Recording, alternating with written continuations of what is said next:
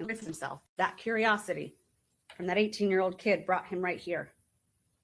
You know, the state said, oh, Mr. Bonasco, who testified, the prison expert said, Mr. Gathright was mature. I think everybody did. I think you can see it for yourself. He's mature.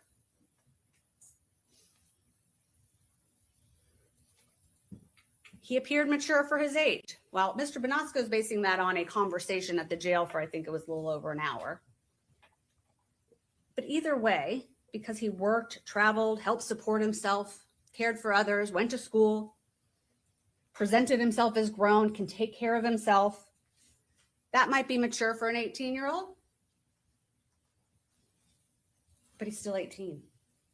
Maturity on the outside is not the same thing as being a developed adult and having life experiences, having knowledge, having street smarts.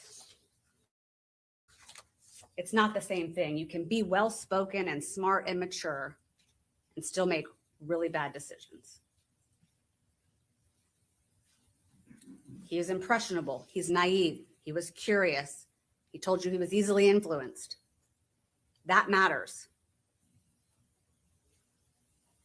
He told you himself that he was more vulnerable to influence and more likely to follow others, probably based on his lack of seeing other aspects of the culture, other aspects of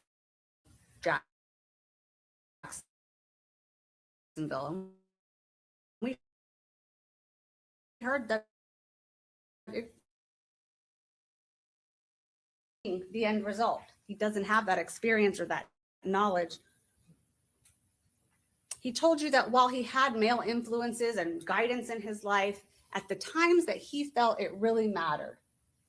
When Brian Harrington, his stepfather, who was a great guy, divorced his mother 2020. Sean Gathright was only 15.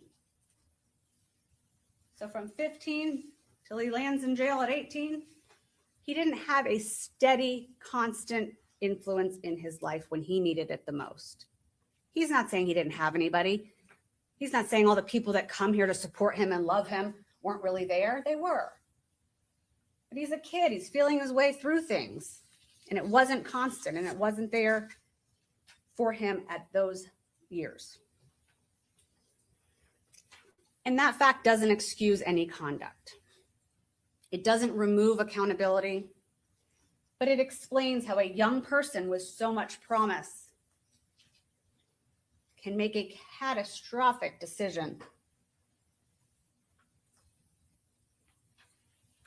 that could define the rest of his life. That one decision. And I told you in opening that mitigation isn't an excuse. I'm not up here to make excuses for Sean Gathright, and he wasn't making excuses for himself. He wasn't blaming anybody. It's an explanation, and it's a reason. And that's what mitigation is all about.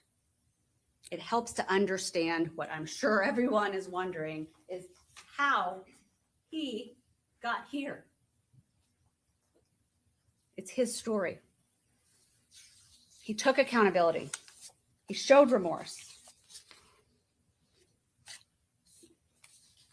Remorse is defined as deep and painful and often long-lasting feelings of guilt, sadness or regret for past wrongdoing. Not at the moment. Most people don't feel remorse while they're doing something wrong. They feel it afterwards, and that's what you saw. That wasn't contrived. That wasn't fake. That wasn't for your benefit.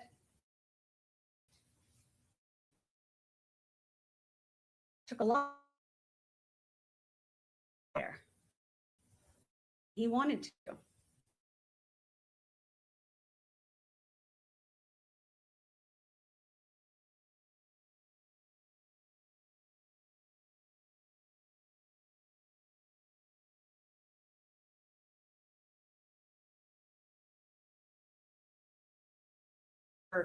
One of the mitigators was about, him, his instability or not being able to adapt.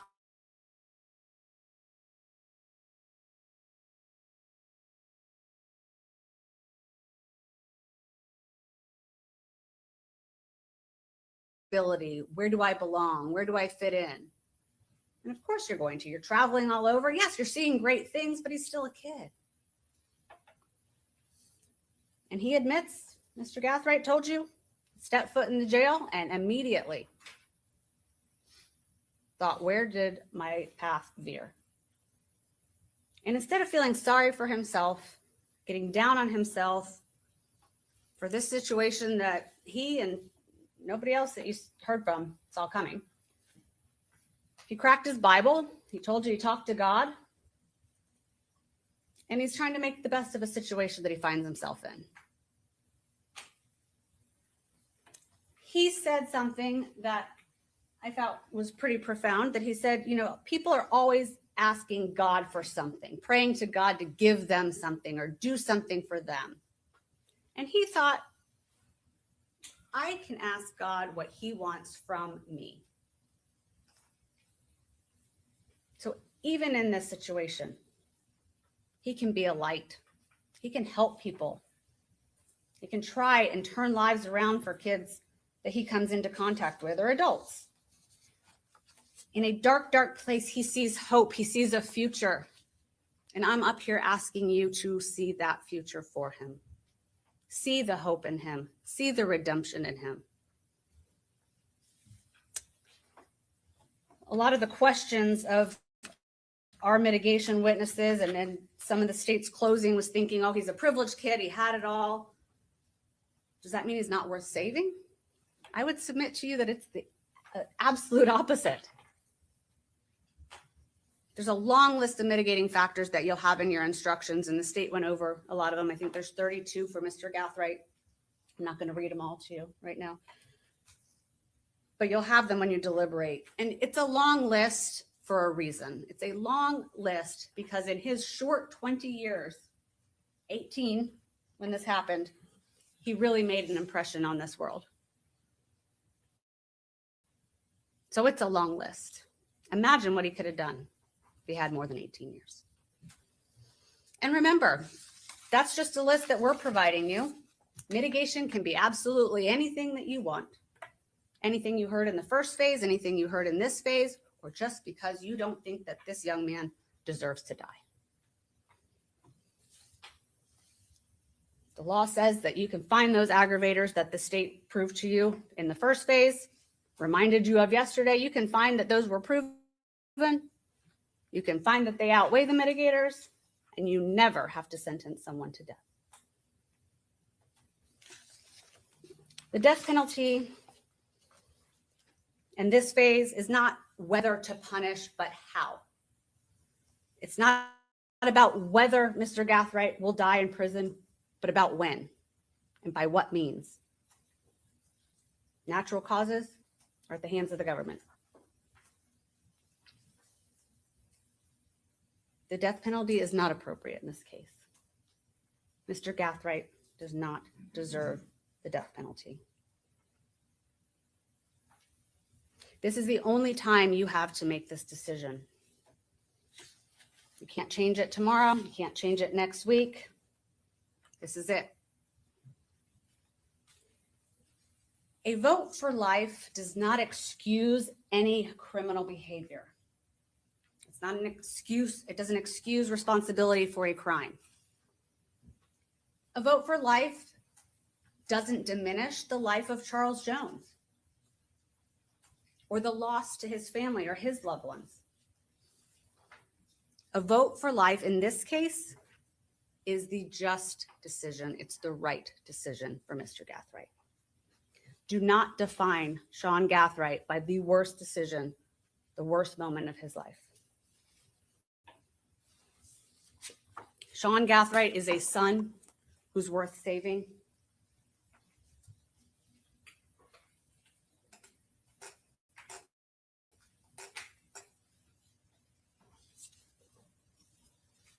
He's a friend worth saving.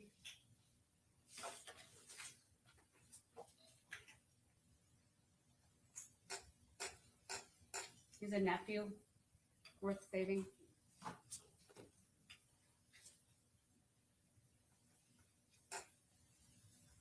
He's a grandson that's worth saving. He's a baby brother.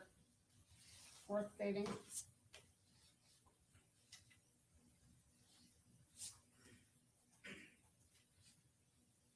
He's an uncle. Worth saving.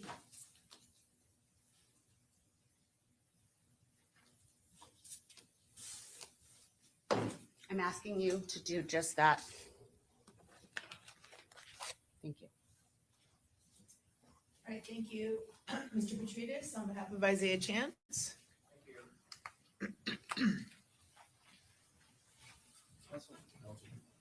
Please, the court. I want to thank you again. You're going to get a lot of thank yous today, and they're well deserved. We are at the end of your service, but as I said in my opening, we are also probably at the most difficult part of your service, and we all understand that. I want to start by saying justice will be served. Isaiah Chance will spend the rest of his life in prison, punished away from society. All we are asking is that you spare his life. Death is never required. The death penalty exists for the worst of the worst. We submit that Isaiah Chance is not that. As I said, he will pay for this crime every day for the rest of his life. We are asking you to let him have that life.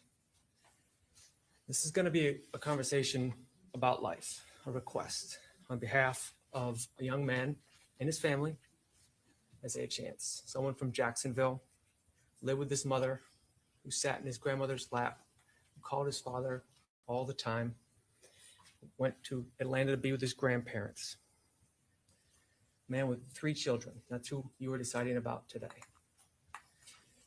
Man who spent every day of his life working harder than those around him, just trying to keep up and working harder to make it seem like he wasn't doing that. You heard from 6 people and a doctor, 6 people who love him and a doctor from that chair, and they told you who he is. They're asking for you to believe them and to listen to them. The law gives you this phase of the trial for a reason. You have decided guilt. We are past that. It asks you to decide who Isaiah Chance is and who he is and how he got to be that, if he's worth saving. As Ms. Finkelstein said, mitigation does not excuse, mitigation explains. I'm asking you to look at Isaiah Chance, the full human being, and decide whether death is appropriate, if death is the answer. And death, we would argue, is never necessary.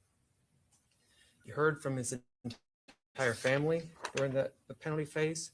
And like I said, a doctor, 7 different witnesses from 7 somewhat different vantage points, but all told you essentially the same thing. From Victoria Gray, she described his mother.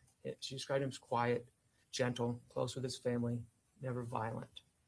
Someone who really didn't want to play football, who had goals, who wanted to be a merchant seaman, an entrepreneur, who was trying to build something. She told you him and his entire family had hobbies. I think she said martial arts that they would do together because they loved each other and they genuinely wanted and loved to be around each other. Think about her, what it takes to raise 6 children, not on her own, but in large part on her own, in Jacksonville, and each one of them know that they are loved. Isaiah Chance clearly knew he was loved by his mother. He told you that himself through his interviews with the doctors, told you that by how he acted with his father, how he acted with his grandparents, how he acted with his children. He got that from his mother. She gave that to him. It didn't come from nowhere. You heard from Isaiah Chance Sr., a United States Marine, who after serving came back to Jacksonville, who after getting divorced from his mother stayed in his child's life, stayed in Isaiah Chance's life.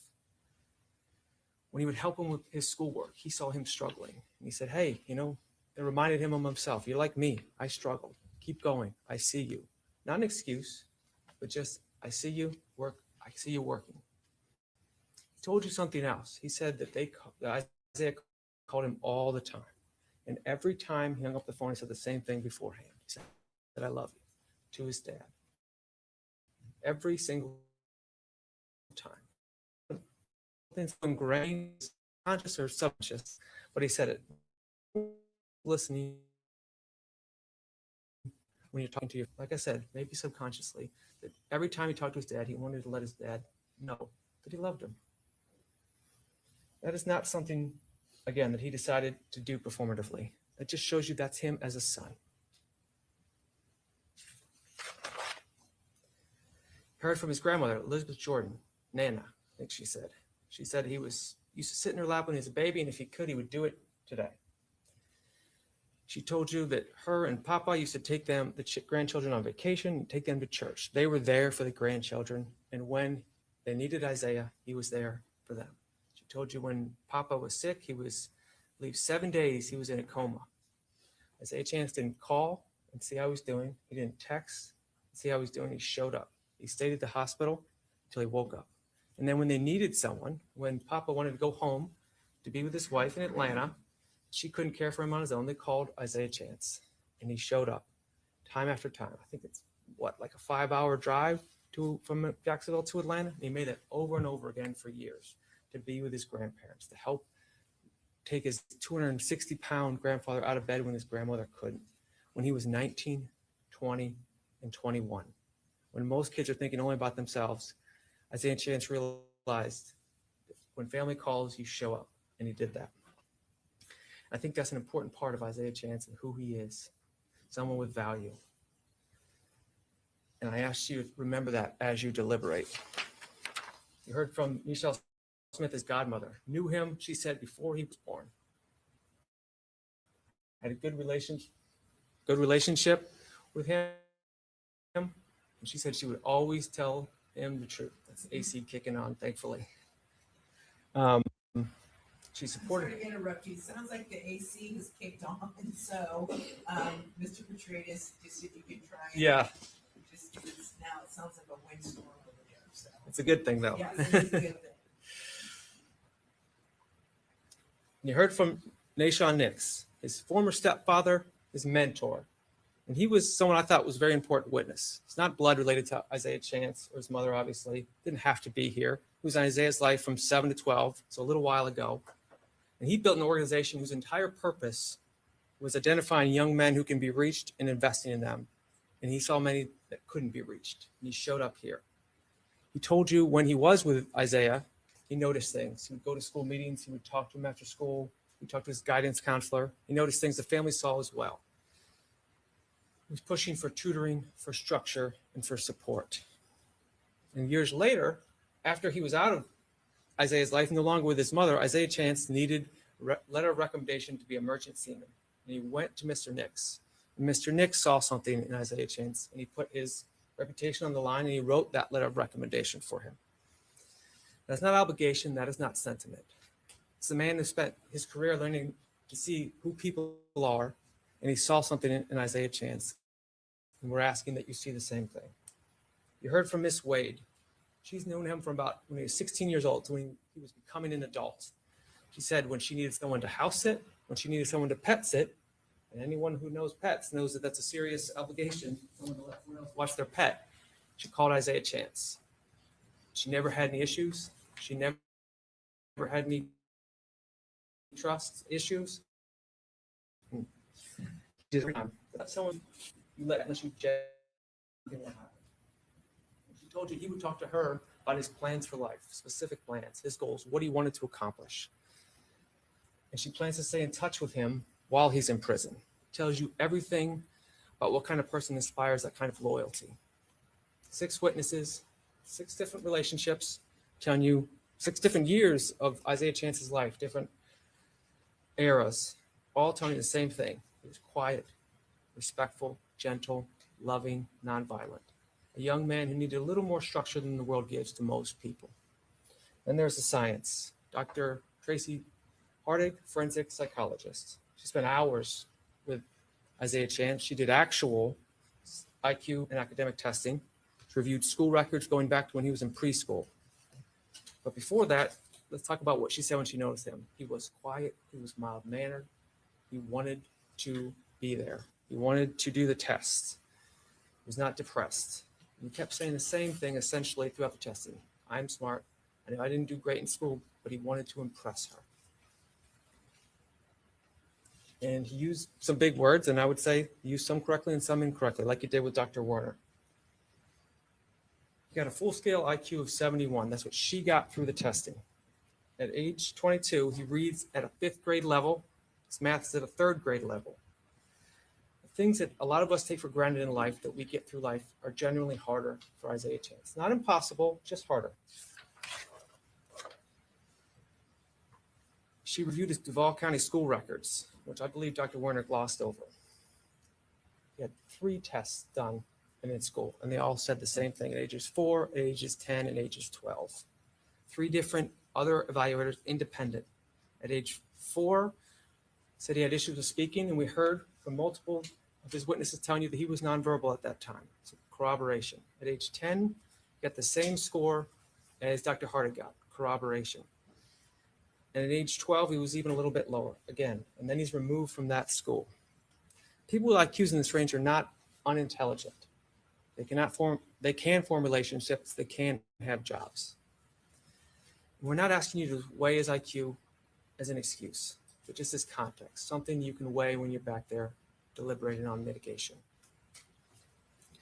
She also diagnosed ADHD, and the clinical observations you saw from school showed the same thing. Off task over 30% of the time, way more than his classmates, and it was never treated.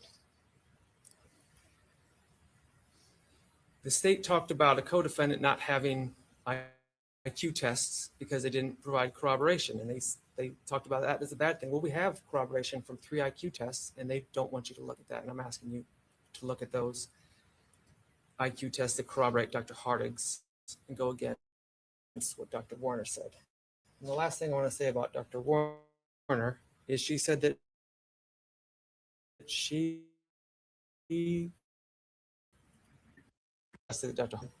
trusted and agreed with the results of both, but disagreed with the diagnosis, which is based on the results. I would say that doesn't follow.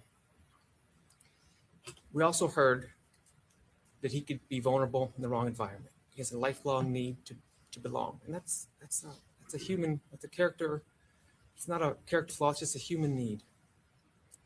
But I want to talk about the right and what the right environment looked like. That looked like what Mr. Nix provided. When Mr. Nix was there, when he provided structure, when someone was paying attention, made real progress. Isaiah made real progress. It tells you something. Isaiah Chance is not someone who's beyond reach. He's someone who does better when someone is paying attention. We're not here to ask you to believe that he will never struggle again. We're asking you to believe that struggle will be worth it, that he has value, that it matters, that he is not what happened in the worst moments of his life.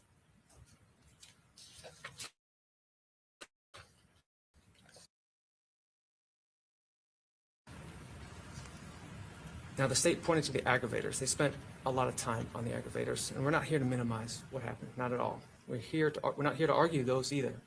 We're here to talk about this young man, him as a human being, about things that make his life worth saving. We're here to tell you we believe the mitigators outweigh the aggravators. Like Ms. Finkelstein said, you're going to get a list of the mitigators. I'm not going to go through all of them. I do want to go through a few of them. And you give whatever weight you believe to these mitigators. Isaiah Chance has no significant history of prior criminal activity. You heard from his mom and his dad, no arrests, nothing. His age at the time of the crime, he was 21 years old at the time of this crime. He was a young man. Like I said, he suffers from borderline intellectual disability and untreated ADHD. His loving relationship with his children, which I'll get into in a little bit. His loving relationship that you heard from his family and friends that goes both ways. Isaiah Chance did not carry, use, or threaten to use a firearm during the commission of this offense. Let me be clear, this in no way lessens his guilt, but it is a fact that you can consider when you're back there, that he did not have a firearm during this offense. And again, there's the catch-all. Anything else you heard from any witnesses on that stand that you saw, you believe is a mitigator you can use. Isaiah Chance is a son, a brother, a grandson, and father whose life has meaning to others. His children, Kabri, Kylan, and Amiri. His mom told you he was a great father. He wanted to be involved with his kids. Miss Wade told you he was always calling her, asking her for advice. He wanted to be involved. He was present. He was trying to be a good father. He was 21 years old with 3 kids, actively seeking out guidance to be a better father. That is not the behavior of someone who doesn't care. That is the behavior of a young man who understood that fatherhood mattered and was trying imperfectly to rise to it. He cherishes fatherhood and has a great relationship with his 3 children. That is not nothing. For a 21-year-old who may have some limitations, trying to figure out how to be present for 3 children, that effort means something. It tells you something about who he is when the stakes are personal. He showed up for his children, just like he showed up for his grandparents. It's not a legal argument. It's a fact about what it means to be human. His kids are growing up right now. One day they will be old enough to know their father, to write him a letter, to ask him a question only he can answer. And he will be in prison. But a father can still be a father behind bars. A letter, a phone call, a presence. We are simply asking for you to leave that door open. 7 people testified in the penalty phase. 6 who have known him parts or all of his life, and the doctor. Dr. Hardy told you the clinical side. People like Isaiah are a little more vulnerable. They want to belong. They want to follow because it's safer than the alternative. He spent his entire life working harder than other people, failing and trying again. He put his family first and truly sacrificed on multiple occasions when it mattered. He sat in church with Nana and Mr. Nix and talked about God and life. He was a great brother and a great and attentive father. He's someone's son, someone's grandson, someone's father. He's a human being with limitations and with love. You heard about the continued support he will get while in prison. On behalf of his mother, who raised him with structure and love, his father, who was there for his son and still wants to be there for his son, Elizabeth Jordan, who he sat in her lap his entire life, and Nashawn Nix, a man who owes him nothing but showed up here to tell you that he loves him, and he better know that he still loves him. We are asking you to spare his life. The family did not need to come here. They chose to. They sat in the witness chair knowing everything that you know, and they want to tell you that this person is not beyond saving. They're not in denial. They know what happened. They still came here and they're still asking. That says something about Isaiah Chance that no test score or school record can fully capture. It tells you the people who know him best, who have seen every version of him, have decided he's worth fighting for. And we are asking you to agree with them. The death penalty is reserved for the worst of the worst. We would argue that Isaiah Chance and the facts of this case do not meet that criteria. He's not the kind of person for whom there's no threat of redemption or no evident conscience that the death penalty was designed for. Death is never required. Again, as I say in my opening, the law favors life because it always gives you the opportunity to give mercy. We're asking you to consider that a person can do something unforgivable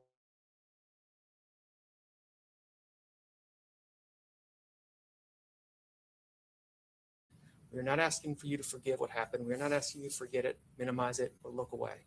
We're asking you to look at the full human being, everything I've talked about and everything you've heard from the stand, and decide that death is not the answer. Justice will be served. He will spend his life in prison. Today's the last day he's going to wear street clothes. Last time we'll put a suit on. Mercy does not mean forgetting. Mercy means choosing deliberately and with knowledge what you know to let someone live. The law gives you that option, gives you the option for a reason. We are asking that you use it. We are asking that you spare Isaiah Chance's life. Thank you. Okay, very good. Ms. Timmy, on behalf of Davion Murphy.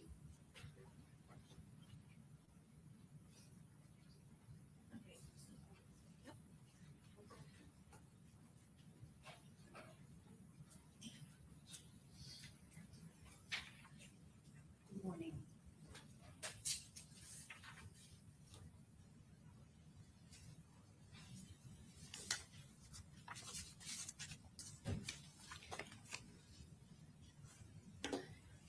Davion Murphy was born January 10th, 1997. A blank canvas, wide-eyed to the world, not knowing his limitations, not knowing good from bad.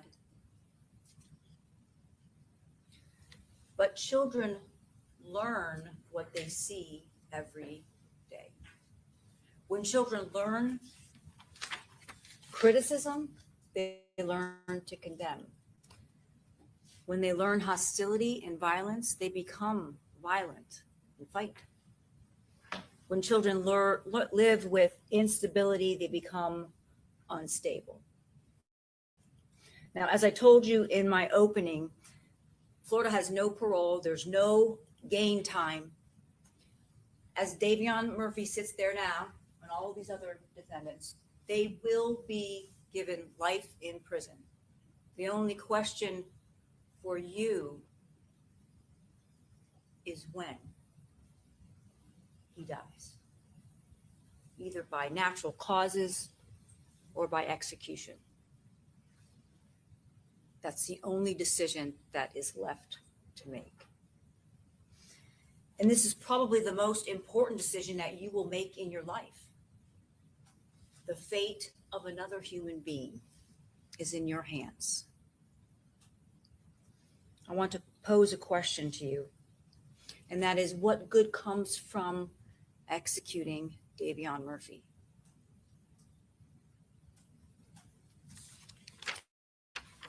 It seems like a simple question. It's not so simple. It's Gandhi that said, an eye for an eye eventually leaves everyone blind. There is no need to execute Davion Murphy. Life in prison, a life, along with thinking about this every single day. Perhaps even maybe walking down the same hallway as his father, stomping the same concrete in those hallways in the Florida Department of Corrections as his father, his uncle, his younger brother that testified, his blood cousin, Rashad Murphy. A vote of death will only be the next statistic in this gang war that started in Jacksonville. It'll be just another statistic. And what comes from executing another human being? Nothing comes from it. It's not going to bring Charles Jones back. It's not going to change the events that occurred on June 23rd of 2023.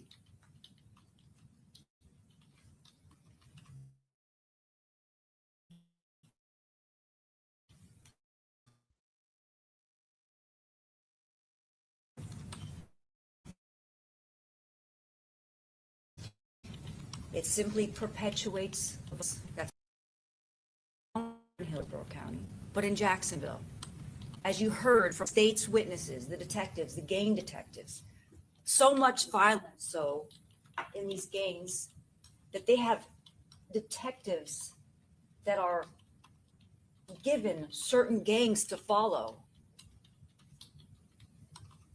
That's what Davion Murphy grew up in. He grew up in East Jacksonville.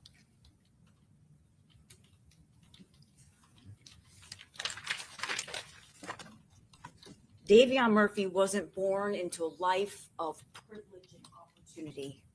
He was born into violence and instability. What chance did he have? And folks, I'm not offering you an excuse for these events or what happened. It's tragic. I'm simply offering you context of the facts. Context. Davion Murphy was 12 years old when his father, who suffered from schizophrenia, was given life in prison for murder, along with his uncle, his parental uncle, who also was given 50 years in prison for murder.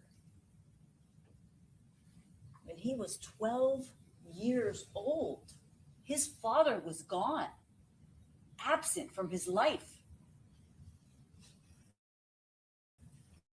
And you heard from his youngest brother, Adam, his youngest brother, who broke down in front of you all. Well, they grew up in the same environment. They had the same mother. They had different fathers.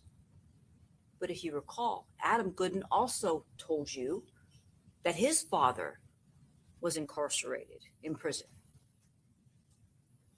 This is a generational violence, instability, insecurity that these men grew up in. When I say these men, I mean Davion and his cousin.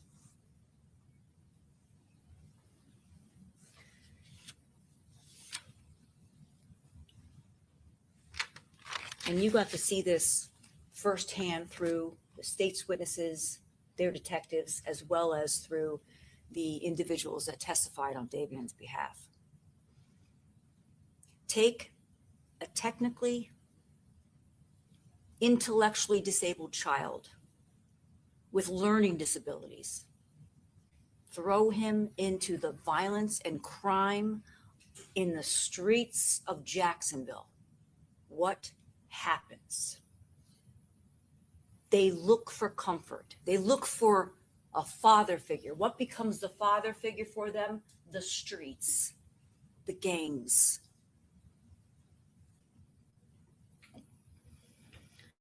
Now, as you saw, not only did Dr. Eisenstein, and we'll get to that in a moment, but Dr. Eisenstein testified that he was borderline intellectually disabled. They had long ago indicated that Davion Murphy had a mental disability.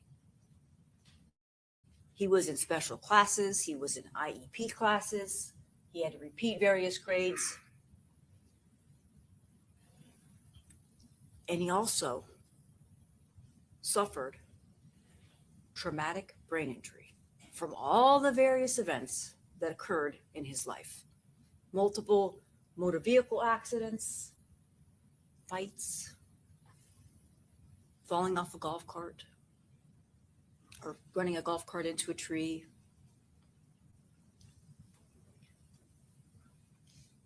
And folks, these scans, these images weren't done because he was found guilty. The state knows better than that.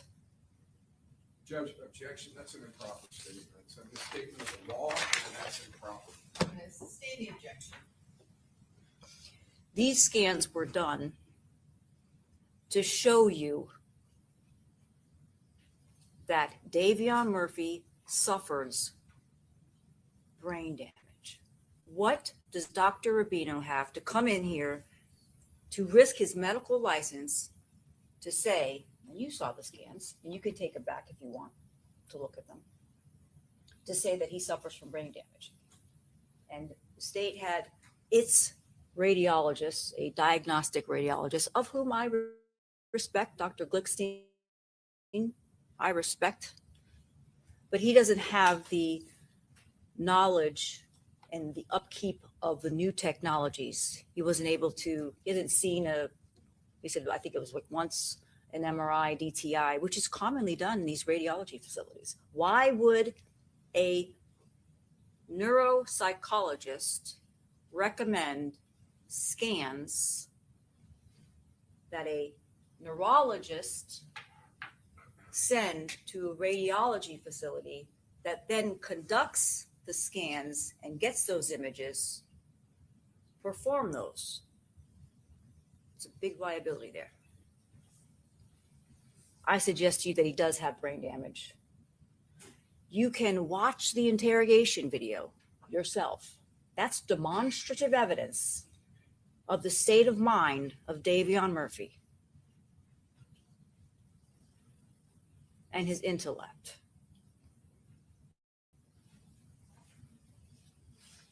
Now let's talk about a little bit about mitigation. As you've heard, it's not a numbers game. It's not a calculation. It's not who's got more mitigation. It's about the weight and the significance of that mitigation. I'm not going to address the aggravating factors. I'm not going to waste your time. I'm not going to insult any one of you. But the mitigation that was presented on behalf of Davion Murphy is substantial and is great, and it deserves great weight. And you also have to remember that the mitigating circumstances have to be proven, not beyond a reasonable doubt, but by a preponderance of the evidence. I submit to you that Dr. Eisenstein, who met with Davion Murphy 7 times in person over the course of 6 months for over 20 hours,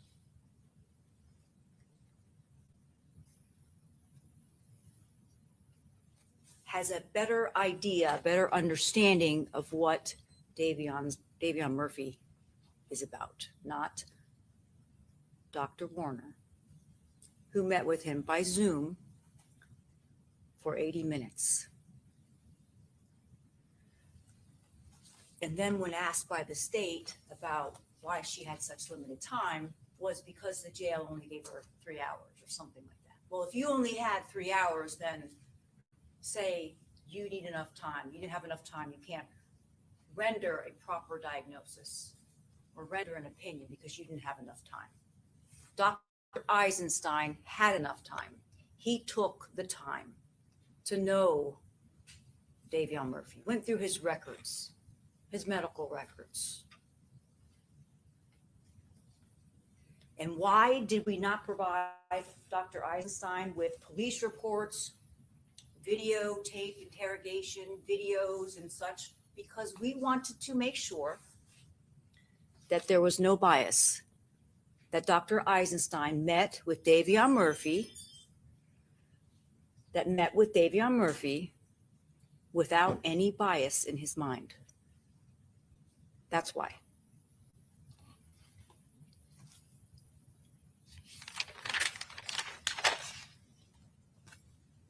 I suggest to you that Davion Murphy's life is worthy. Davion Murphy is worthy. That he is redeemable. That he's made a grievous mistake and that he should be punished. He will be punished. He's being punished every day. And he will be punished every day for the rest of his life. There's no doubt.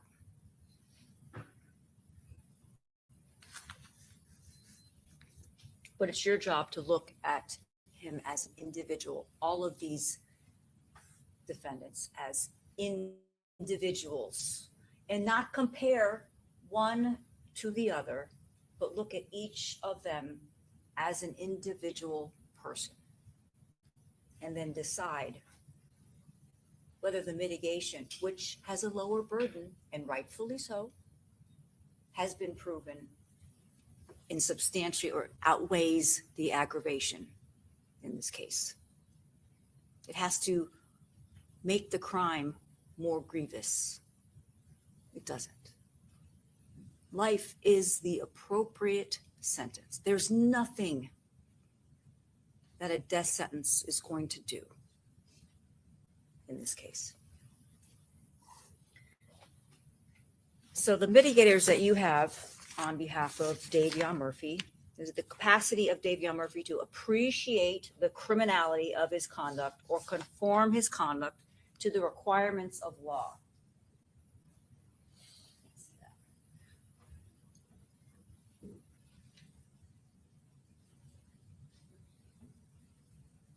That's one. He's got 13, but once again, it doesn't matter. It doesn't matter if you've got 50 or if you've got 100 and it's not a numbers game. It's not who's got more, or who's got more aggravators versus mitigators. The second one, the capital felony was committed while Davion Murphy was under the influence of extreme mental and emotional disturbance. That's where Dr. Eisenstein comes in. That's where Dr. Rubino comes in, their testimony. The age of Davion Murphy. He was 27, but when you consider the testimony of Dr. Eisenstein, the age of the person on the outside isn't necessarily the age of the person on the inside. Davion Murphy suffers from traumatic brain injury. Yes, Dr. Rubino testified that he did. And doctors, they disagree. They do disagree. You have to decide who you believe. And once again, we don't have to prove beyond a reasonable doubt that these mitigators exist. Just a preponderance of the evidence, greater weight of the evidence. Davion Murphy is in the borderline range of intellectual disability. let's talk about Dr. Warren for a minute. She indicated that he was low average, I think is what she testified to. But she's not, doesn't have the ability to do any psychological testing, didn't do an IQ test, didn't do really basically anything. She did a mental status examination of Davion Murphy. That was not rebutted, wasn't disproved. Davion Murphy did not have a stable role model in his life. No, he did not. Neither did his younger brother. Davion Murphy's father was diagnosed with schizophrenia. Yes, you heard from Winston Murphy, who was very reluctant to testify, but yes, that was his brother, and he testified that his brother, who is Davion Murphy's father, was diagnosed with schizophrenia.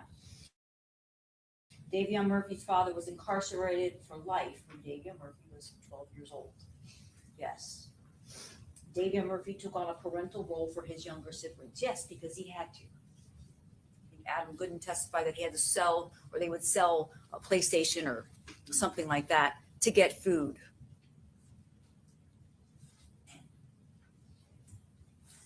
Davion Murphy is loved by his family. Yes, yes he is. And then the existence of anything else. That means that mitigation to you can be anything else that you decide it to be.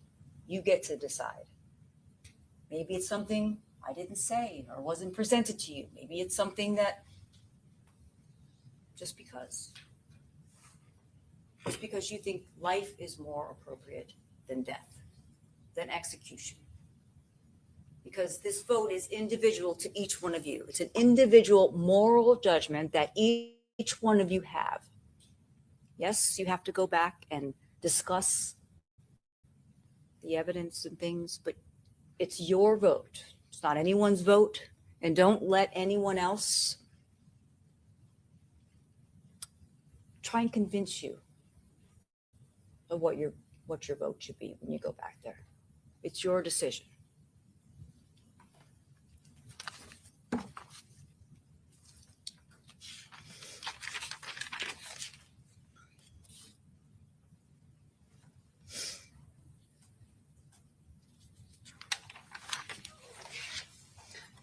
Folks, gang violence tears apart families, neighborhoods, and futures. And that's exactly what it did with all these families, Charles Jones' family. The death penalty only guarantees that suffering and that violence continues. Life in prison for Davion is a just punishment. It removes him from society.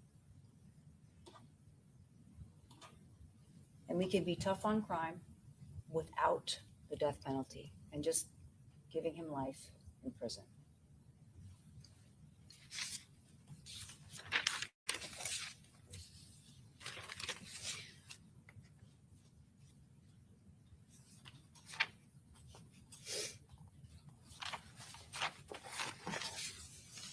Now, this is the verdict form.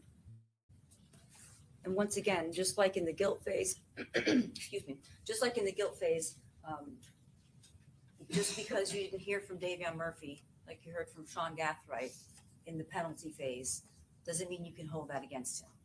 He's got the right to remain silent, and you cannot use that against him. Just want to remind you of that for any of the defendants that did not testify in the penalty phase. But here's the verdict form.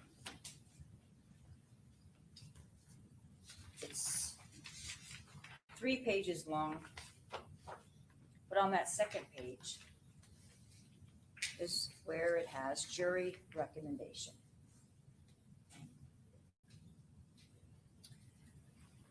And you might think, well, it's just a recommendation.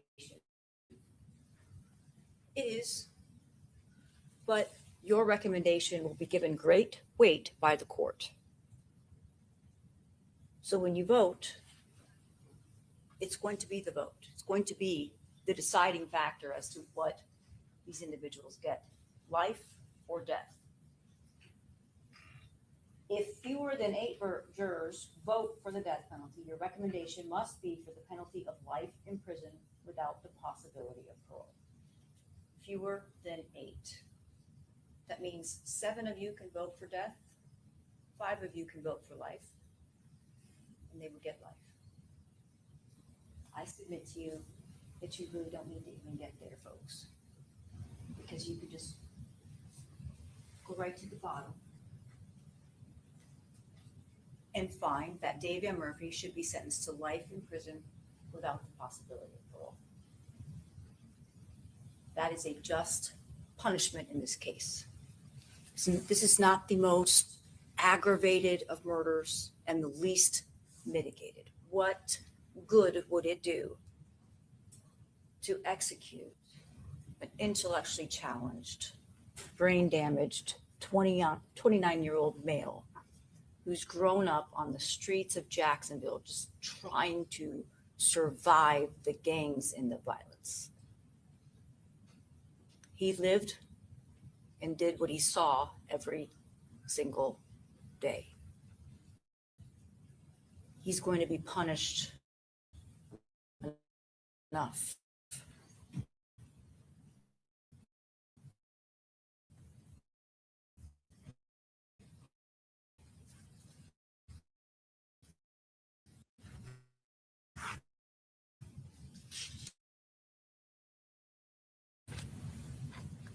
It's tragic. But you can also tell him that he's redeemable and he has worth with a vote for life. Thank you. Thank you, Ms. Toomey and Mr. Hernandez on behalf of Rashad Murphy.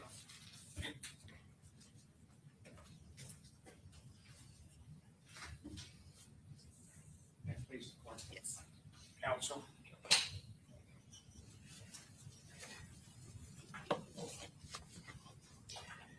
Good morning, ladies and gentlemen. I want to begin again by thanking you very much for your service, your attentive service in this case. As you know, I am speaking on behalf of Rashad Murphy. I cannot imagine an attorney having a more overwhelming responsibility than advocating for a man's life. And here we are.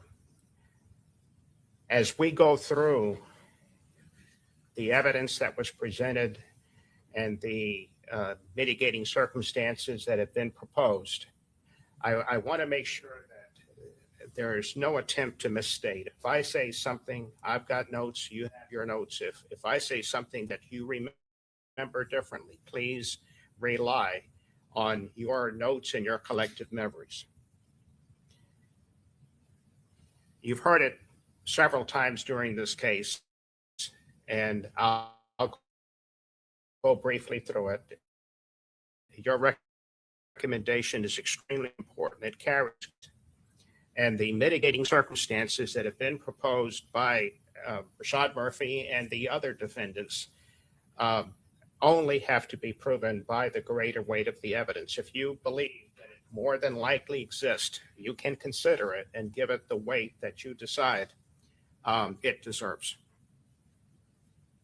And those mitigating circumstances can be facts about the case, or it can be facts related to Rashad Murphy as a person, as a human being, such as the mental issues that have been presented, his childhood, his history, his accomplishments. It can also be your personal observations of Mr. Murphy's behavior during the last 6 weeks, as you've had a chance to observe him for 6 consecutive weeks. And your vote, although you deliberate, each vote is individual. And although there is a weighing process, you ultimately are being asked to decide what is the appropriate vote, either a life recommendation without the possibility of parole or death. Ladies and gentlemen, nothing that I am saying during my closing arguments is designed to in any way minimize the tragedy for Charles Jones and his family. Death resulted regardless of the details. His family, the family of Mr. Jones, grieves regardless of the details. All that is a given before your analysis in this penalty phase begins. And the same principle applies to the crime of murder. All murders involve some level of violence, some less, some more, but they all involve some level of violence.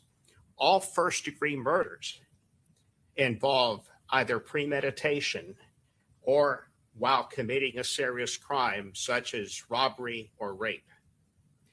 Nevertheless, and that's why we're here, nevertheless, not all first-degree murders warrant the death penalty. And I submit to you that in the case of Rashad Murphy, the death penalty is not warranted. But we need an analysis of the facts of the case, but also of the person who Rashad Murphy is. You heard from several family members.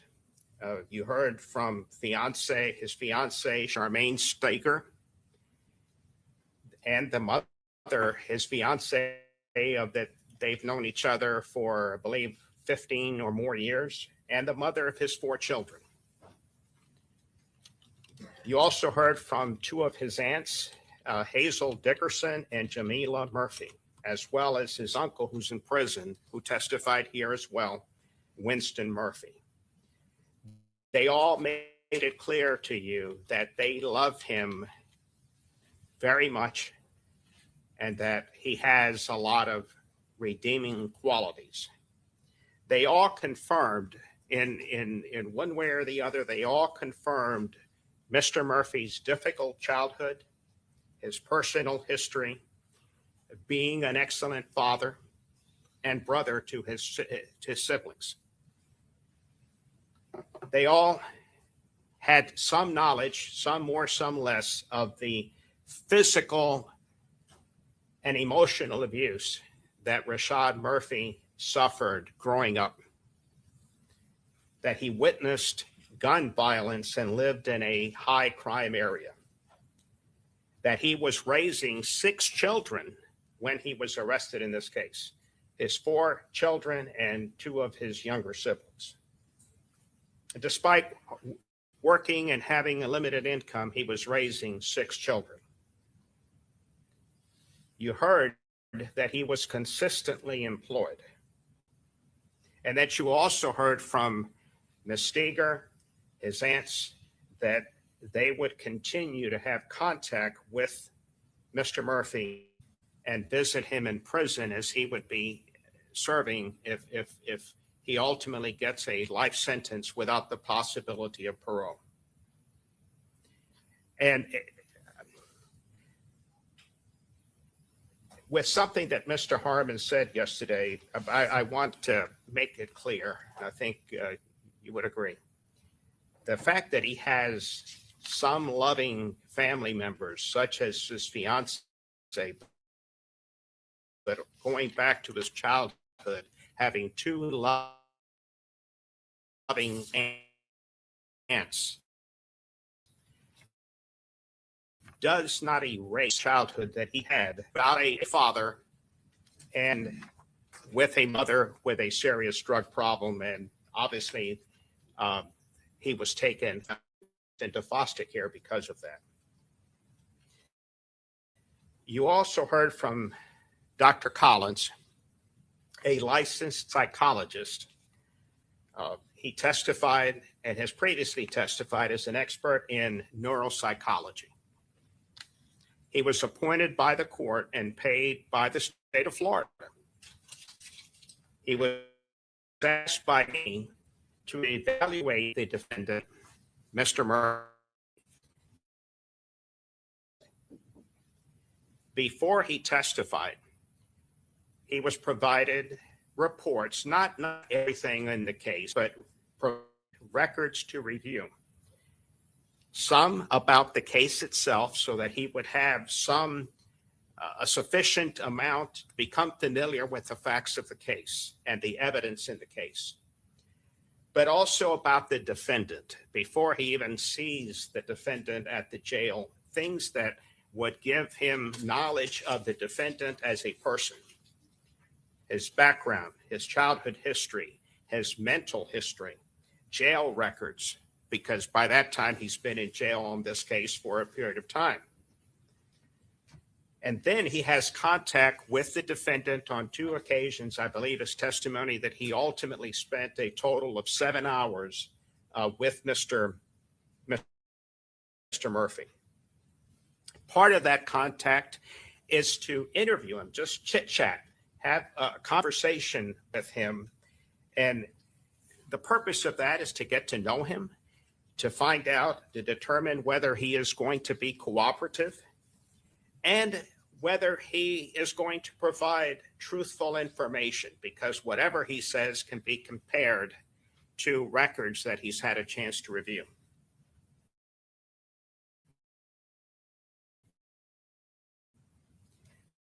And then part of that time is to conduct testing, to analyze and diagnose. Dr. Collins testified, and none of this really is being refuted by the state. He was cooperative. There were tests done to find out if he was in any way faking and malingering. That was not the case. He was definitely cooperative and not malingering. The important thing, or at least one of the important things, is that the interview, the testing, and the records that were reviewed by Dr. Collins were all consistent, clearly indicating that Mr. Murphy was being truthful regarding his self-reporting about his childhood, about his background, about his history, and about his mental state.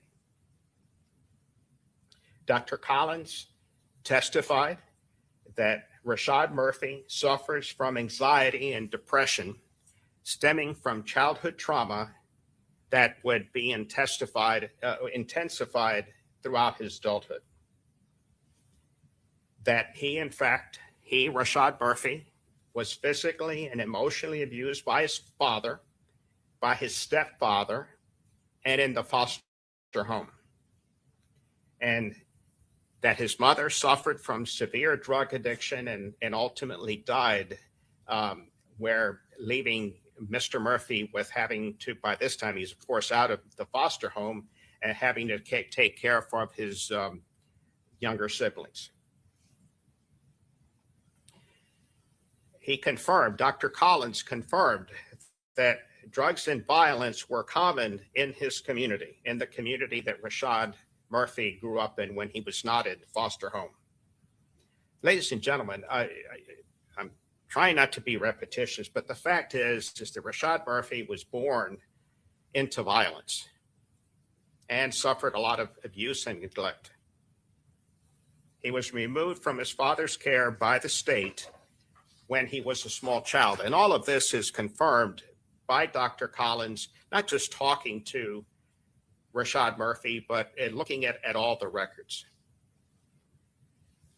And then, as I said a minute ago, is that back after, I think it was 2018, when his mother died, he adopted his younger siblings. He was employed, but obviously a limited income, trying to not only financially support his fiance, his 4 children, but also his 2 younger siblings. Dr. Collins also confirmed other records, and of course you heard from Ms. Steger, that he had a loving relationship with his childhood sweetheart and mother of his 4 children, that he was an excellent father, hard worker throughout his adulthood. The diagnosis by Dr. Collins is that Mr. Murphy suffers from post-traumatic stress disorder, PTSD.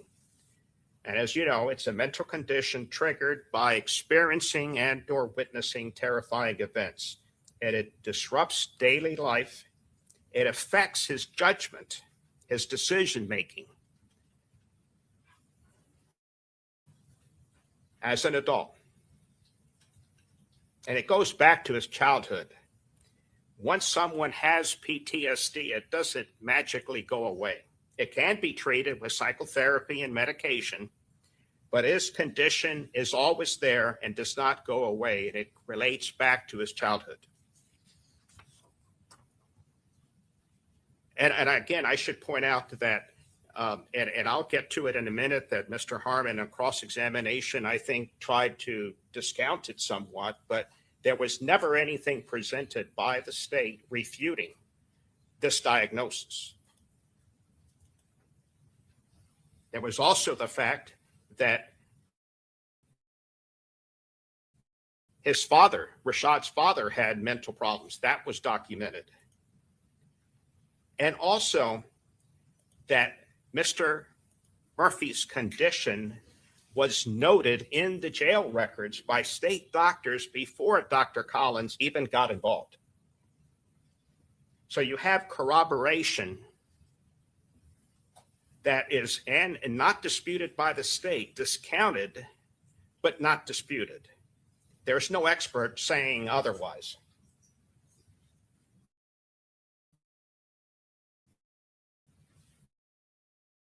You also, through the testimony of Dr. Collins, you heard that himself. Better, ladies and gentlemen, that evidence has more than one indication. I suggest to you that it does show that he's trying to better himself as a person, but it also shows that it's indicative of not being a troublemaker, adapting, following strict rules. If he was sentenced to life in prison without the possibility of parole, he would not be a problem, a troublemaker in prison. He's been in jail 2 years without any problems. And as I said, trying to better himself, you have the exhibits that you can look at when you go back to deliberate. There were 3 composite exhibits presented to you. One is defense exhibit 1 dealt with education. He got his GED while in prison, while in jail, not prison. He got his GED while incarcerated on this case. He also, there's a series. Defense exhibit number 2 has a several, I forget how many, 8 or 9 attached to that exhibit about different religious certificates and classes that he's attended, different religions, just showing religious awareness. But it also was presented during the testimony that he not only has been taking these classes, he has been teaching some of these classes to other inmates. He serves as a mentor in prison, in jail. I keep saying, I don't mean to say prison, Hillsborough County Jail. And then defense exhibit number 3 is a composite of certificates dealing generally with self, parenting classes, dealing with Alcoholics Anonymous, emotional regulation, things of that nature. And ladies and gentlemen, I think what I'm saying, it feels it's too obvious to mention. None of this testimony and exhibits are offered as legal defenses or excuses for the homicide.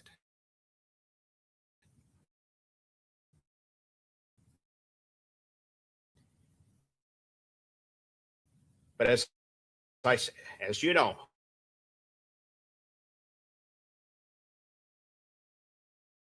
valid mitigating standards that as any the court, when we get to part of the instructions, When we get to specifically Rashad Murphy, Rashad Murphy, his age at the time of the offense, he was only 30 years old when the homicide occurred. There's no dispute of this. It's there for your consideration. The state never is not disputing it. It was stipulated to. Another proposed mitigator is Rashad Murphy has a history of physical and emotional abuse as a child consistent with childhood post-traumatic stress disorder. You heard from Dr. Collins, you heard from the record from the jail doctors. I think there's certainly corroboration of that. And again, something that has not been refuted by the state. You will also hear that Rashad Murphy has maintained a loving relationship with family and friends while incarcerated. And again, you heard that from the fiance, Ms. Steger, his uncle, and his aunts. Another proposed mitigator is that Rashad Murphy has developed religious and spiritual awareness while incarcerated. In fact, you heard just before, but certainly the exhibits and his family's testimony corroborate that. Also, Rashad Murphy helped raise his younger siblings, including working jobs at a young age to provide family support. Certainly that was corroborated by the records and by the testimony of his family. And the same thing with the next one, which is Rashad Murphy as a minor was removed from his primary home and placed into foster care due to negligent and abusive situations in the primary home. Also, Rashad Murphy has displayed appropriate behavior and the ability to follow rules while incarcerated. And again, that's corroborated not just by the exhibits and the records. He has been no problem whatsoever while he's been incarcerated. And that's an indication of what type of prisoner he would be if he is sent to prison for life. You also are being told the existence of any other factors in Rashad Murphy's character, background, or life, or the circumstances of the offense that would mitigate against the imposition of the death sentence. And we'll get to, I will touch base on some of these mitigators, but if there's something I forgot, something that you believe in your observations or hearing, please rely on that as well. Now let's go back to some of these. His age, which is two of the proposed mitigating circumstances.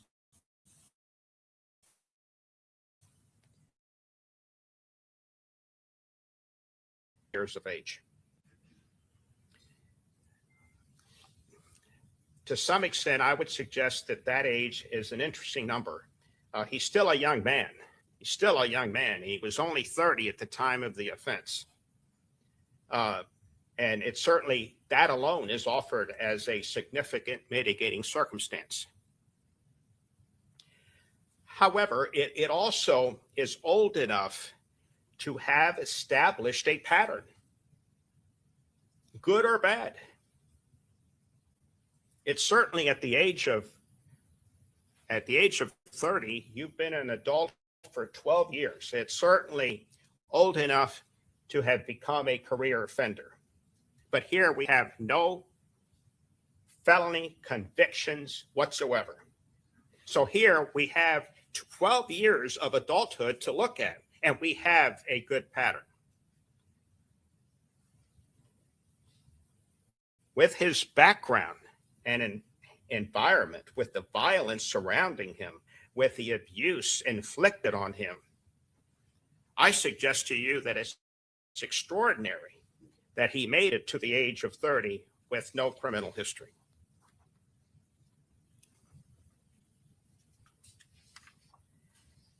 Let's go back a minute to the PT SD. As I said before, the state is not refusing the mental condition. No state doctor testified saying, refuting the opinion of Dr. Collins.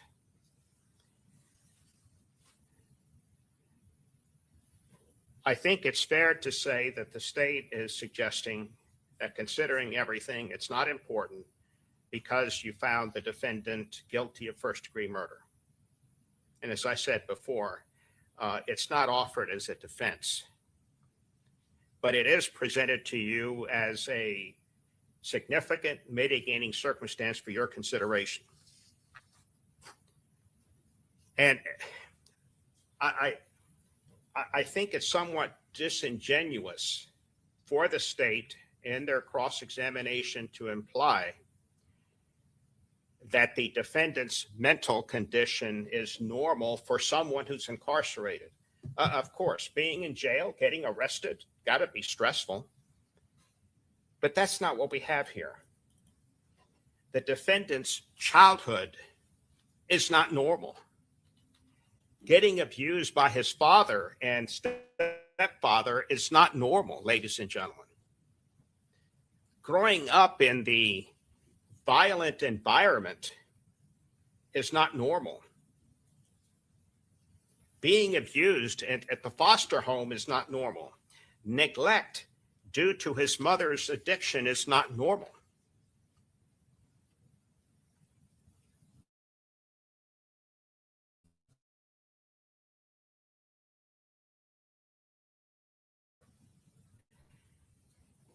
In jail on this case.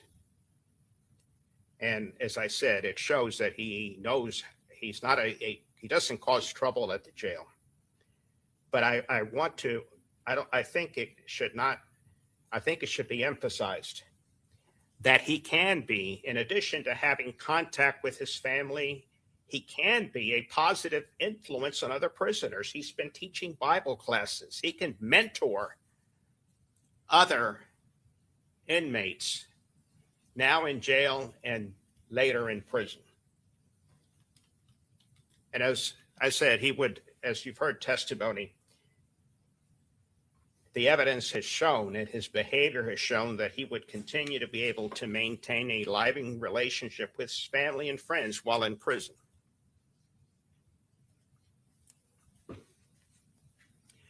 Ladies and gentlemen of the jury, all first-degree murders are not the same. That's just the bottom line. And that's a decision, a vote that you have to consider. The facts and circumstances are always different. All defendants convicted of first-degree murder are not the same. And of course, as a corollary to that, not all first-degree murders warrant a death sentence.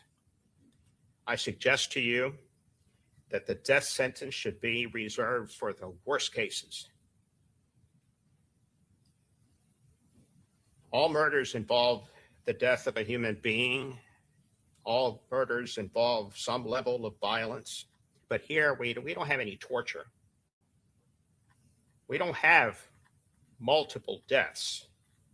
Here, we don't have separate incidents. It was all one event, a terrible event. I mean, there's no way to describe it otherwise. A terrible event, but only one contemporaneous event.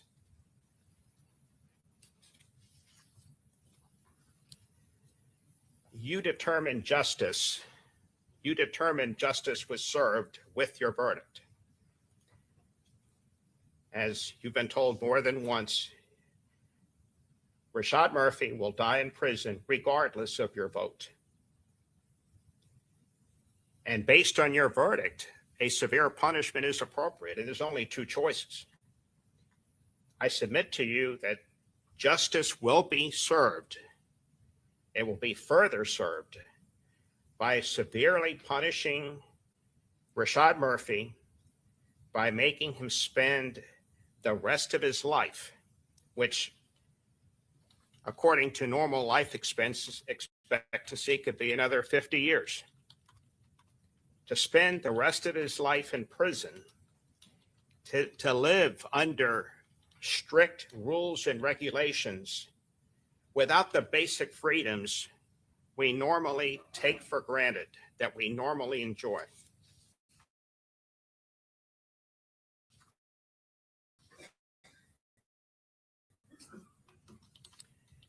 And for a moment to this lack of any prior felony convictions.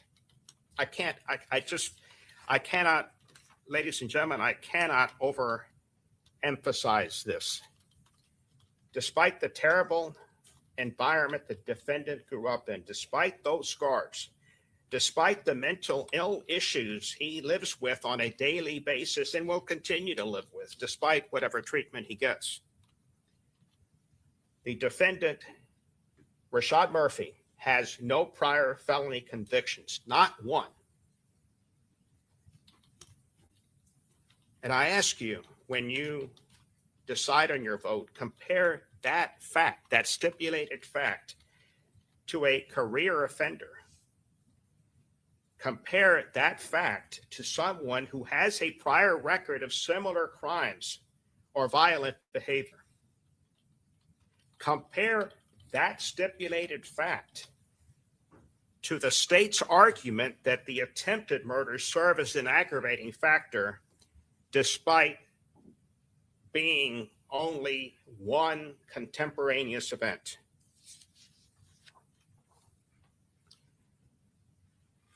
Compare that stipulated fact to the state's argument that an aggravating factor is that the defendant was a criminal gang member.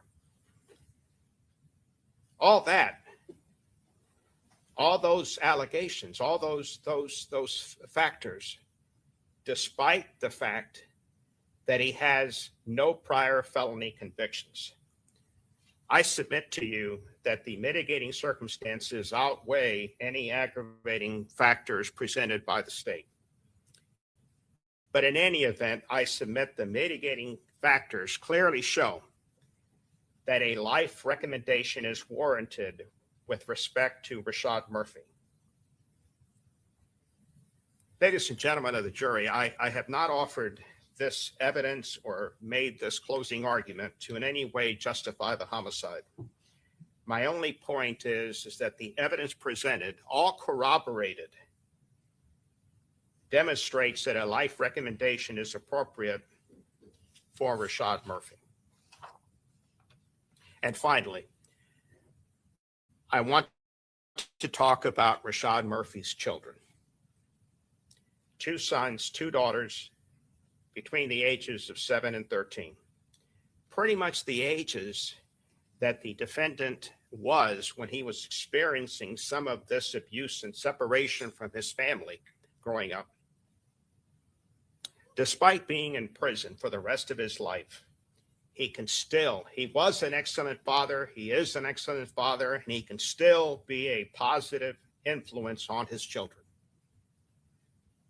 He has been and would continue to be a loving and supportive father.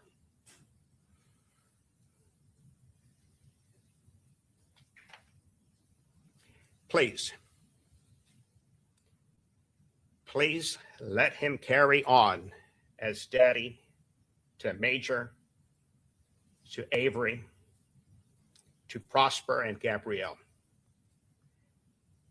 guiding them to do the right thing. Thank you. Right. Thank you, Mr. Hernandez. Okay, we're going to take just a quick comfort break, and then we're going to come back. I'm going to read the final set of instructions to you. Okay? All right. Thank you. All right.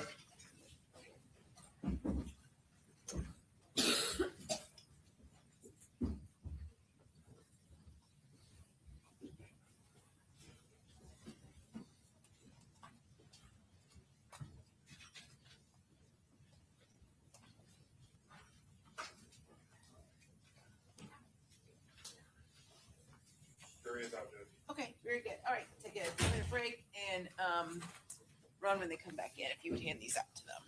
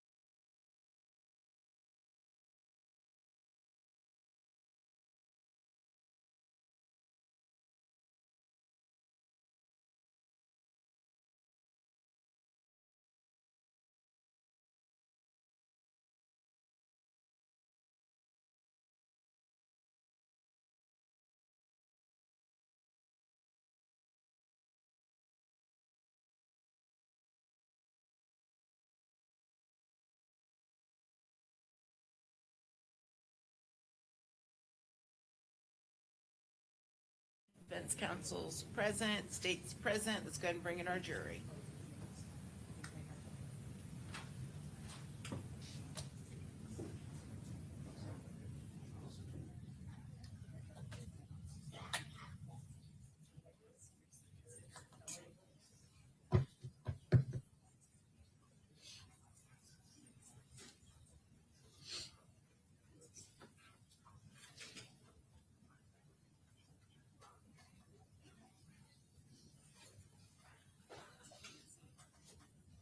You ready? All rise, doors enter.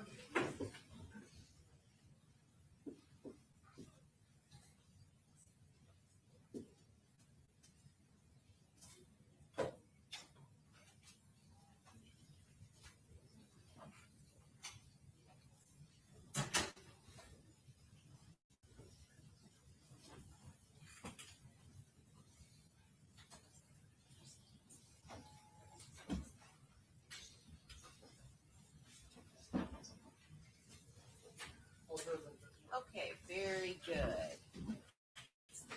All right. I believe you all should each have a set of the final instructions before you, so you can read along while I read them to you. Members of the jury, you have heard all the evidence and the arguments of counsel. Now you must decide whether each of these defendants should be sentenced to life in prison without the possibility of parole or to death. In making your decision, you must first unanimously determine whether the aggravating factors alleged by the state have been proven beyond a reasonable doubt. An aggravating factor is the only circumstance recognized by Florida law that could result in a defendant receiving the death penalty. An aggravating factor increases the gravity of a crime or the harm to a victim beyond the harm inherent in every first-degree murder. You must not consider any other facts as an aggravating factor other than what has been alleged and proven by the state beyond a reasonable doubt. The aggravating factors alleged by the state as to defendant Isaiah Chance are: number one, the first-degree murder was committed in a cold, calculated, and premeditated manner without any pretense of moral or legal justification. Cold means the murder was the product of calm and cool reflection.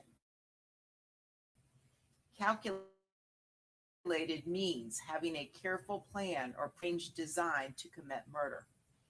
A killing is premeditated if it occurs after the defendant consciously decides to kill. The decision must be present in the mind at the time of the killing. Law does not fix the exact period of time that must pass between a premeditated intent to kill and the killing. The period of time must be long enough to allow reflection by the defendant. The premeditated intent to kill must be formed before the killing.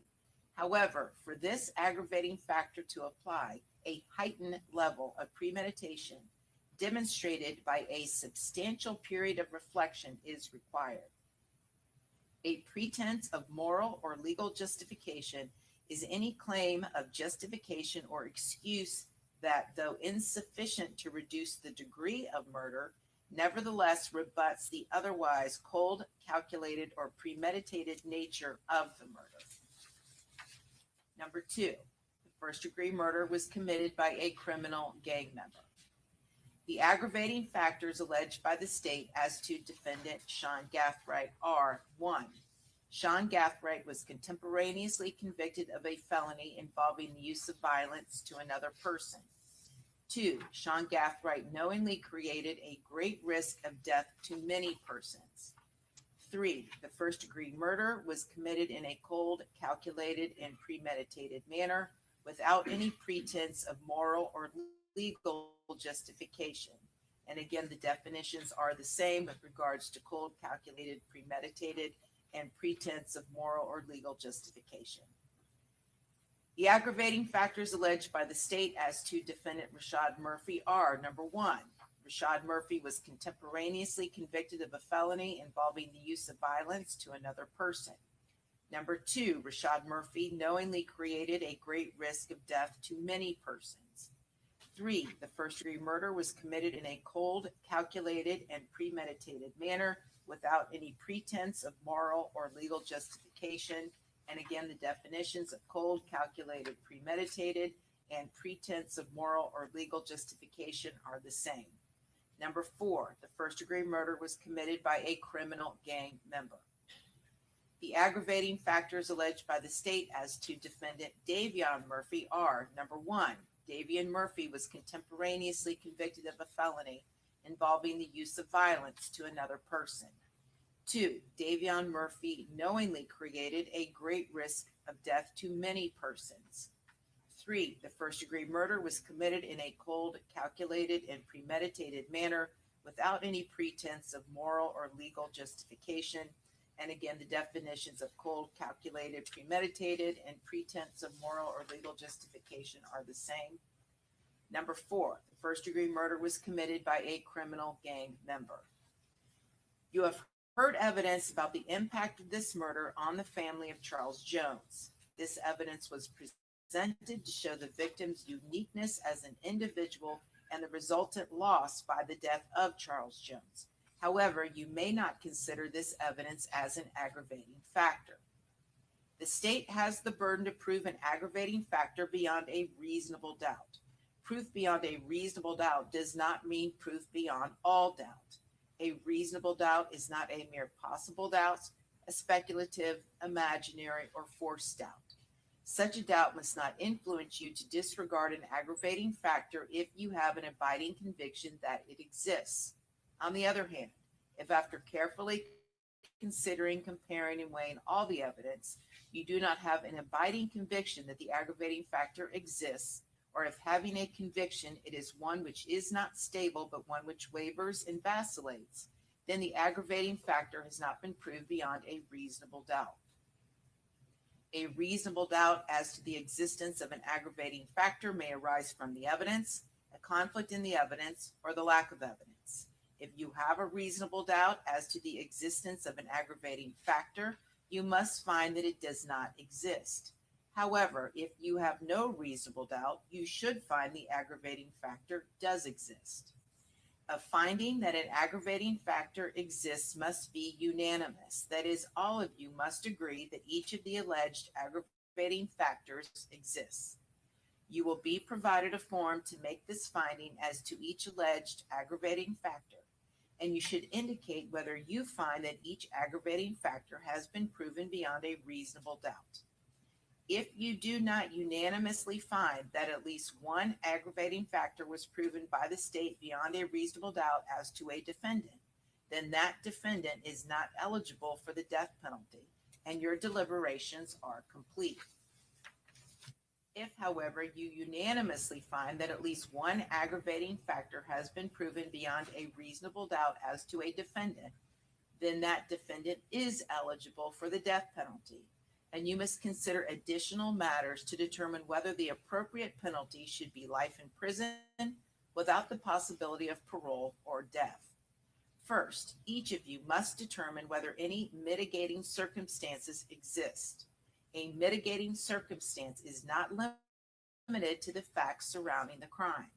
A mitigating circumstance may include any aspect of a defendant's character, background, or life, or any circumstance of the offense that may indicate the death penalty is not appropriate in this case. It is a defendant's burden to prove that one or more mitigating circumstances exist. Mitigating circumstances need not be proven beyond a reasonable doubt. Instead, a defendant need only prove a mitigating circumstance by the greater weight of the evidence, which means evidence that more likely than not tends to establish the existence of a mitigating circumstance.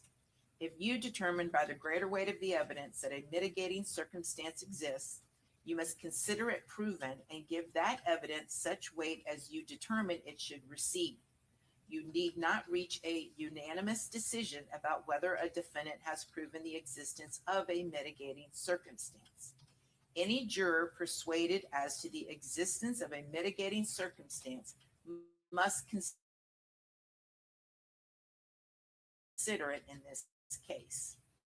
Among the mitigating circumstances you may consider are chance. Number 1, Isaiah Chance's age at the time of the offense. 2, Isaiah Chance has no significant history of prior criminal activity. 3, Isaiah Chance was 21 years old at the time of the offense. 4, Isaiah Chance suffers from borderline intellectual disability as well as untreated attention deficit hyperactivity disorder, also known as ADHD. 5, Isaiah Chance's decision-making was impaired by his borderline intellectual disability and ADHD. 6, Isaiah Chance did not personally carry, display, use, threaten to use, or attempt to use a firearm during the commission of the offense. 7, prior to this case, Isaiah Chance had never been arrested. 8, Isaiah Chance cherishes fatherhood and has a great relationship with his 3 children. 9, Isaiah Chance has a loving and very close relationship with his parents, siblings, grandmother, and godmother. 10, Isaiah Chance helped his grandfather and grandmother when his grandfather had cancer. 11, Isaiah Chance attended church with his stepfather and his grandmother. 12, Isaiah Chance helped his mother around the house. 13, Isaiah Chance was motivated and preparing for a career as a merchant seaman. 14, Isaiah Chance was described as a quiet, respectful, and nonviolent child by family members and friends. 15, Isaiah Chance has the continued support of many family members and friends. 16, Isaiah Chance is a son, brother, grandson, and father whose life has meaning to others. 17, Isaiah Chance is capable of growth, redemption, and maturity because of his young age.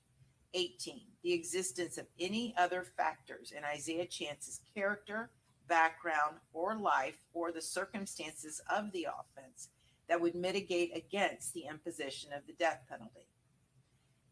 Mitigating circumstances as to defendant Sean Gathright. Number 1, Sean Gathright has no significant history of prior criminal activity. Number 2, Sean Gathwright's age at the time of the offense. 3, Sean Gathright was 18 years old at the time of the offense. 4, Sean Gathright was raised in a military family with repeated parental deployments, resulting in frequent relocations and prolonged separations from both of his parents. 5, Sean Gathright was primarily raised by his paternal grandmother due to parental absence and instability throughout his life. 6, Sean Gathright lacked a stable male role model or consistent guidance during formative years while he was a teenager. 7, Sean Gathright was subjected to verbal abuse by his father. 8, Sean Gathright was subjected to physical abuse and injury at the hands of his biological father. 9, Sean Gathright lived in an environment marked by fear, conflict, and lack of safety in his father's home. 10, Sean Gathright struggled with identity formation and belonging in adolescence. 11, Sean Gathright experienced isolation and difficulty adjusting socially after relocation in adolescence. 12, Sean Gathright was highly susceptible to influence due to his age. 13, Sean Gathwright's decision-making was influenced by peer groups and an unfamiliar culture. 14, Sean Gathright is described as kind, respectful, and nonviolent by family and friends who know him. 15, Sean Gathright is optimistic and a positive support for family and friends. 16, Sean Gathright loves his sister, nephews, mother, grandmothers, and friends. 17, Sean Gathright is loved deeply by the family who have supported him. 18, Sean Gathright has been described as calm, well-mannered, and non-confrontational. 19, Sean Gathright has the capacity to contribute positively to those around him. 20, Sean Gathright is a son, brother, grandson, and friend whose life has meaning to others. 21, Sean Gathright is capable of growth, redemption, and maturity because of his young age. 22, Sean Gathright has the desire and potential to mentor and positively influence others, particularly younger individuals in prison. 23, Sean Gathright fed the homeless and was very involved in community projects in Mississippi when he lived with his paternal grandmother. 24, Sean Gathright traveled to foreign countries on mission trips for humanitarian purposes. 25, Sean Gathright participated in educational international travel programs reflecting exposure to broader opportunities. 26, Sean Gathright demonstrated entrepreneurial initiative, including running small businesses, pressure washing, detailing, and photography. 27, Sean Gathright showed motivation and productivity at a young age. 28, Sean Gathright has demonstrated the desire to be productive by taking courses in an incarcerative setting. 29, Sean Gathright engaged in creative and constructive outlets, including photography and media work. 30, Sean Gathright has shown resilience and adaptability despite adversity. 31, Sean Gathright can contribute significantly to the prison workforce. 32, the existence of any other factors in Sean Gathwright's character, background, or life, or the circumstances of the offense that would mitigate against the imposition of the death penalty. Mitigating circumstances as to defendant Rashad Murphy. Number 1, Rashad Murphy has no significant history of prior criminal activity. Number 2, Rashad Murphy's age at the time of the offense. 3, Rashad Murphy was only 30 years old when the homicide occurred. 4, Rashad Murphy has a history of physical and emotional abuse as a child, consistent with childhood post-traumatic stress disorder. 5, Rashad Murphy has maintained a loving relationship with family and friends while incarcerated. 6, Rashad Murphy has developed religious and spiritual awareness while incarcerated. 7, Rashad Murphy helped raise his younger siblings, including working jobs at a young age to provide financial support. 8, Rashad Murphy loves his children and has been a good father to them. 9, Rashad Murphy, as a minor, was removed from his primary home and placed into foster care due to negligent and abuse situations in the primary home. 10, Rashad Murphy has no prior felony convictions. 11, Rashad Murphy has displayed appropriate behavior and the ability to follow rules while incarcerated. 12, the existence of any other factors in Rashad Murphy's character, background, or life, or the circumstances of the offense that would mitigate against the imposition of the death penalty. Mitigating circumstances as to defendant Davion Murphy. 1, the capacity of Davion Murphy to appreciate the criminality of his conduct or to conform his conduct to the requirements of law was substantially impaired. 2, the capital felony was committed while Davion Murphy was under the influence of extreme mental or emotional disturbance. 3, the age of Davion Murphy at the time of the offense. 4, Davion Murphy suffers from traumatic brain injury. 5, Davion Murphy was exposed to repeated violence in his childhood and young adult life. 6, Davion Murphy is in the borderline range of intellectual disability. 7, Davion Murphy grew up in a household marked by instability and financial strain. 8, Davion Murphy did not have a stable male role model in his life. 9, Davion Murphy's father was diagnosed with schizophrenia. 10, Davion Murphy's father was incarcerated for life when Davion Murphy was 12 years old. 11, Davion Murphy took on a parental role for his younger siblings. 12, Davion Murphy is loved by his family. 13, the existence of any other factors in Davion Murphy's character, background, or life, or the circumstances of the offense that would mitigate against the imposition of the death penalty. The final step in the process is for the jury to determine whether a defendant should be sentenced to life in prison without the possibility of parole or to death. In making your decision, you must weigh all of the following factors. 1, whether sufficient aggravating factors exist, and 2, whether the proven aggravating factors outweigh the proven mitigating circumstances. The process of weighing aggravating factors and mitigating circumstances is not a mechanical or mathematical process. In other words, you should not merely total the number of aggravating factors and compare that number to the total number of mitigating circumstances. The law contemplates that different factors or circumstances may be given different weight or values by different jurors. Therefore, in your decision-making process, each individual juror must decide what weight is to be given to a, regardless of the result of each juror's individual weighing process. even if you conclude that the sufficient aggravators outweigh the mitigators, the law neither compels nor requires you to recommend that a defendant should be sentenced to death. If fewer than 8 jurors vote for the death penalty for a defendant, the court must sentence that defendant to life in prison without the possibility of parole. If 8 or more jurors vote for the death penalty for a defendant, your recommendation for that defendant must be for the death penalty. This recommendation is not binding on the court. However, I am required to assign and give great weight and deference to your recommendation. You will be provided forms to reflect your decisions. The fact that the jury can make its decision on a single ballot should not influence you to act hastily or without due regard to the gravity of these proceedings. Before you vote, you should carefully consider and weigh the evidence, realizing that human life is at stake, and bring your best judgment to bear in reaching your decisions. Weighing the evidence.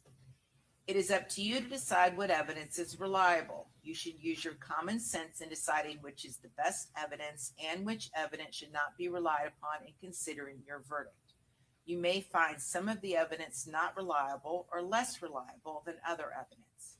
You should consider how the witnesses acted as well as what they said.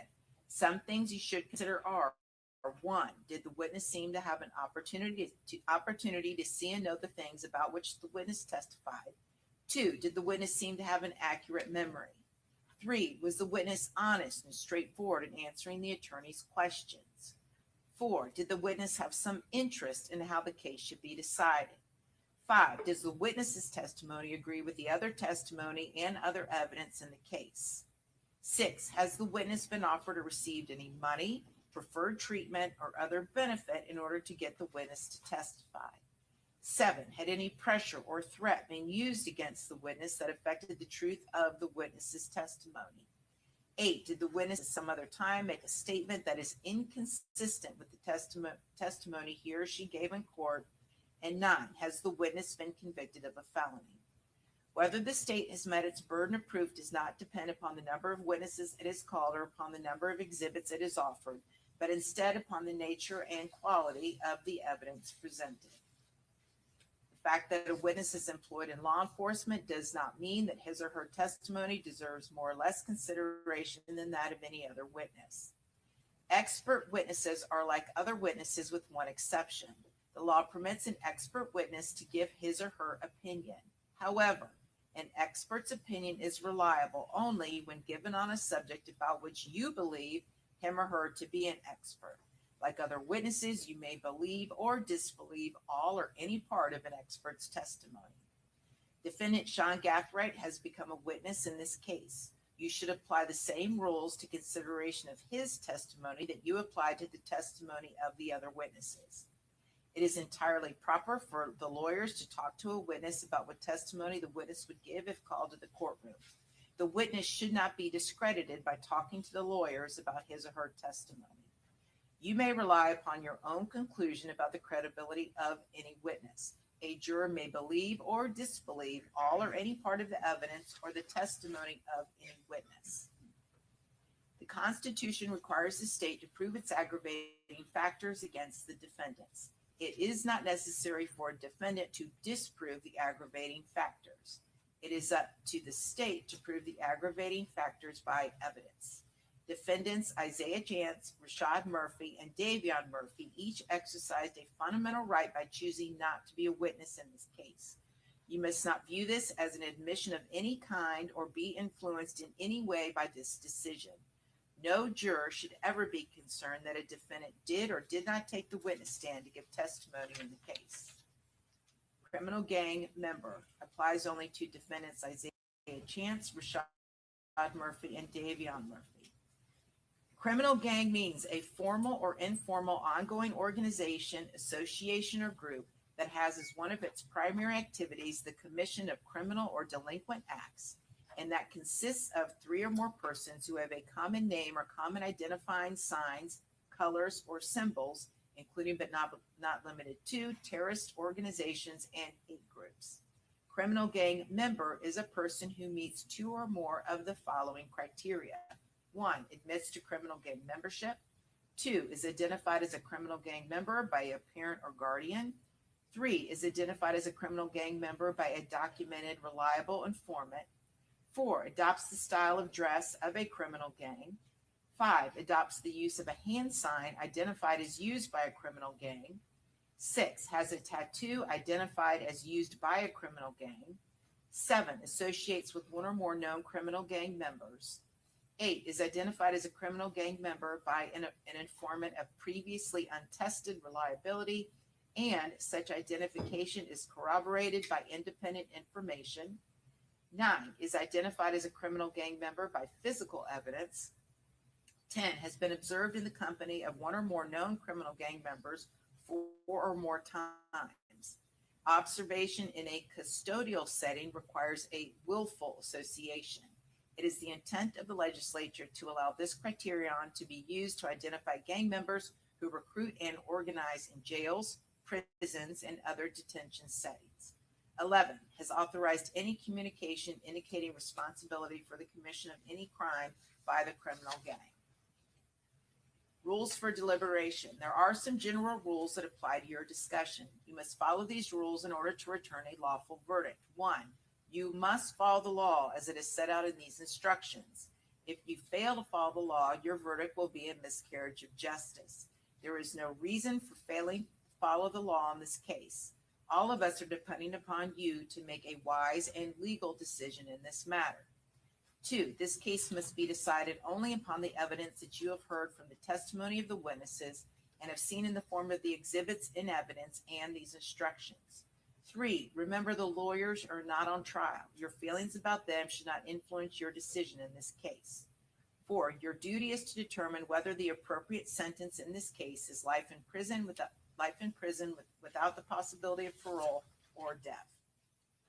Deciding a verdict is exclusively your job. I cannot participate in that decision in any way. Please disregard anything I may have said or done that made you think I preferred one verdict over another.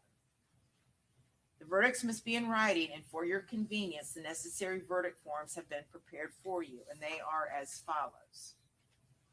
Defendant Isaiah Chance, jury verdict form, penalty phase. We, the jury, find as follows as to Isaiah Chance in this case. A, aggravating factors. 1, we, the jury, unanimously find the state proved beyond a reasonable doubt that Isaiah Chance committed the homicide in a cold, calculated, and premeditated manner without any pretense of moral or legal justification. Cold means the murder was the product of calm and cool reflection. Calculated means having a careful plan or prearranged design to commit murder.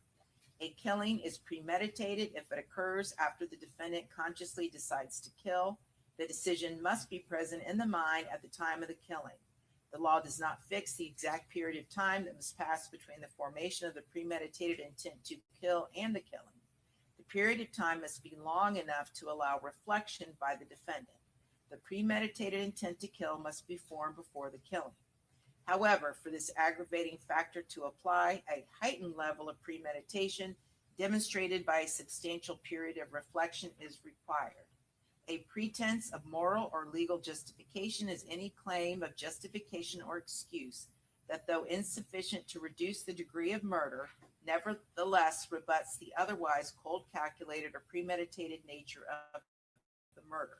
And you would check yes or no. 2, we, the jury, unanimously find the state proved beyond a reasonable doubt that Isaiah Chance was a criminal gang member at the time of the homicide. Again, check yes or no. If you, the jury, answered no to every aggravating factor listed, you have completed your deliberations. The foreperson should date and sign at the end of this form. If you, the jury, answered yes as to any aggravating factor listed, proceed to Section B. Section B, jury recommendation. If fewer than 8 jurors vote for the death penalty, your recommendation must be for a penalty of life in prison without the possibility of parole. If 8 or more jurors vote for the death penalty, your recommendation must be for the death penalty. Check only 1. We, the jury, have unanimously found the state proved one or more aggravating factors. Each of us has considered whether one or more mitigating circumstances exist. Each of us has weighed whether the proven aggravating factors are sufficient and whether the proven aggravating factors outweigh any proven mitigating circumstances. We have further considered whether Isaiah Chance should be sentenced to life in prison without the possibility of parole. We, the jury, find Isaiah Chance should be sentenced to life in prison without the possibility. Oh, okay. Let me back up. We have further considered whether Isaiah Chance should be sentenced to life in prison without the possibility of parole or death. And then you would check one of the following two. We, the jury, find Isaiah Chance should be sentenced to life in prison without the possibility of parole, or we, the jury, find by a vote of blank to blank, and you would fill that in, that Isaiah Chance should be sentenced to death. Dated this blank day of May 2026 in Hillsborough County, Florida, and there's a line for the foreperson of the jury to sign and print their name. As to defendant Sean Gathright,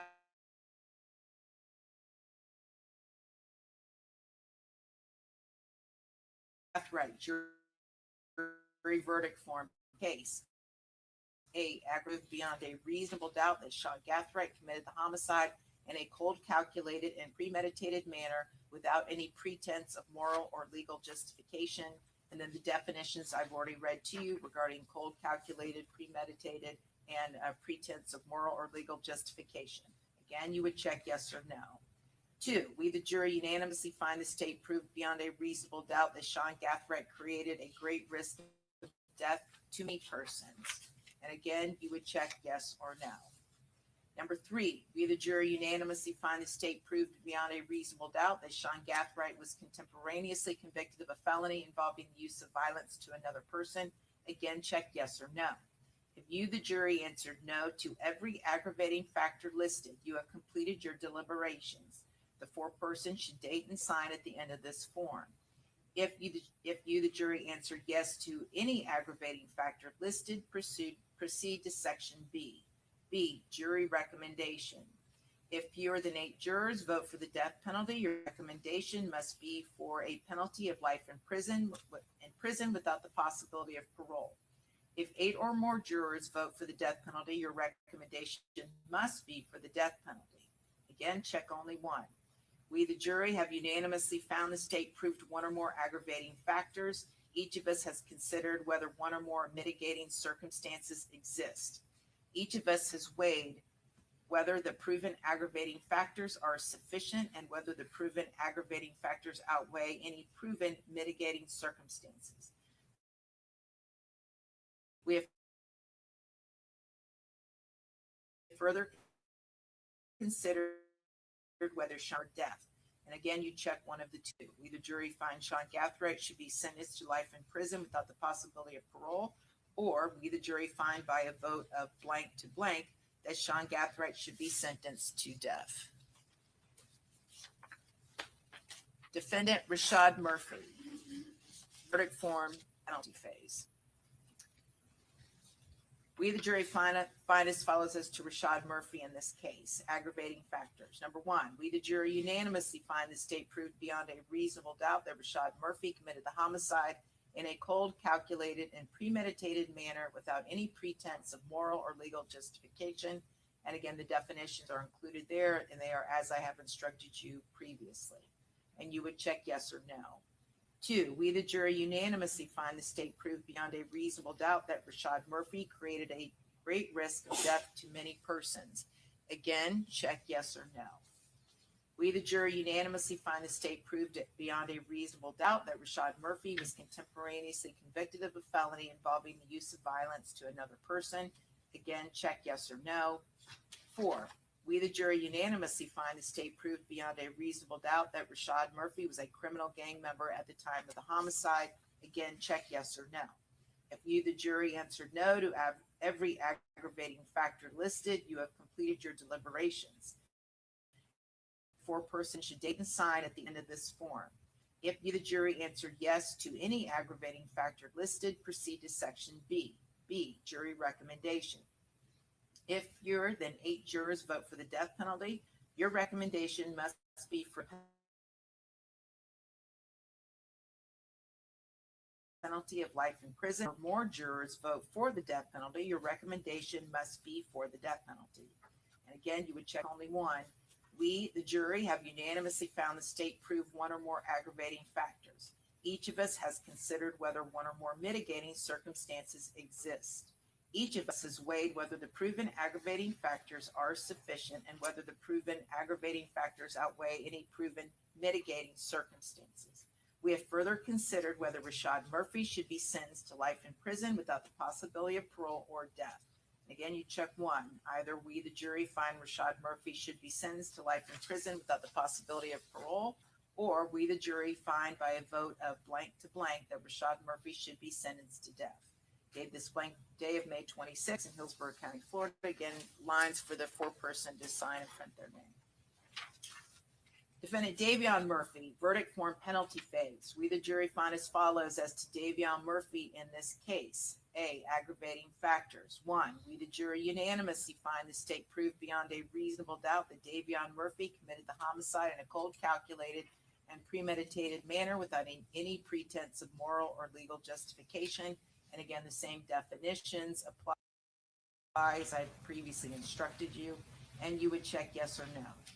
2, we, the jury, unanimously find the state proved beyond a reasonable doubt that Davion Murphy created a great risk of death to many persons. Again, check yes or no. Number 3, we, the jury, unanimously find the state proved beyond a reasonable doubt that Davion Murphy was contemporaneously convicted of a felony involving the use of violence to another person. Again, check yes or no. 4, we, the jury, unanimously find the state proved beyond a reasonable doubt that Davion Murphy was a criminal gang member at the time of the homicide. Again, check yes or no. If you, the jury, answered no to every aggravating factor listed, you have completed your deliberations. The foreperson should date and sign at the end of this form. If you, the jury, answered yes to any aggravating factor listed, proceed to section B. B, jury recommendation. If fewer than 8 jurors vote for the death penalty, your recommendation must be for a penalty of life in prison without the possibility of parole. If 8 or more jurors vote for the death penalty, your recommendation must be for the death penalty. And you'll only check one. We, the jury, have unanimously found that the state proved one or more aggravating factors. Each of us has considered whether one or more mitigating circumstances exist. Each of us has weighed whether the proven aggravating factors are sufficient and whether the proven aggravating factors outweigh any proven mitigating circumstances. We have further considered whether Davion Murphy should be sentenced to life in prison without the possibility of parole or death. Again, you check one of these. We, the jury, find Davion Murphy should be sentenced to life in prison without the possibility to blank that Davion Murphy should be sentenced to death. Dated this blank day of May 26 in Hillsborough County, Florida. Again, the signature and lines for the foreperson to sign and print their name.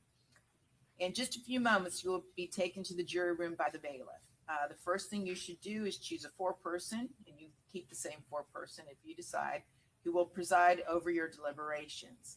The foreperson should see to it that your discussions are carried on in an organized way and that everyone has a fair chance to be heard. It is also the foreperson's job to sign and date the verdict form when your deliberations are concluded and to bring the verdict form back to the courtroom when you return.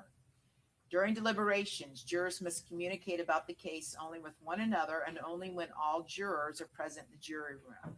If a juror goes to the restroom, the deliberation should stop until the juror returns. You are not to communicate with any person outside the jury about this case until you have reached a verdict. You must not talk about this case in person or through the telephone, writing, or electronic communication, such as a blog, Twitter, email, text message, or any other means. These communication rules apply until I discharge you at the end of the case. If you become aware of any violation of these instructions or any other instruction I have given in this case, you must tell me by giving a note to the bailiff. Many of you may have cell phones, tablets, laptops, or other electronic devices here in the courtroom. The rules do not allow you to bring your phones or any of those types of electronic devices into the jury room. Kindly leave those devices on your seats where they will be guarded by the bailiff while you deliberate. If you need to communicate with me, send a note through the bailiff signed by the foreperson. If you have voted, do not disclose the actual vote in the note.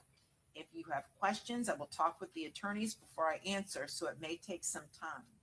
You may continue your deliberations while you wait for my answer. I will answer any questions if I can in writing or orally here in open court. During the trial, items were received into evidence as exhibits. You may examine whatever exhibits you think will help you in your deliberations. These exhibits will be sent into the jury room with you when you begin to deliberate. In closing, let me remind you that it is important that you follow the law spelled out in these instructions in deciding your verdict. There are no other laws that apply to this case. Even if you do not like the laws that must be applied, you must use them. For 2 centuries, we have lived by the Constitution and the law. No juror has the right to violate rules we all share. Okay, so does anyone have any electronic devices in the, okay, so you guys kind of know the drill. Juror 168, Mr. MN, do you have anything in the jury room that you need to get out?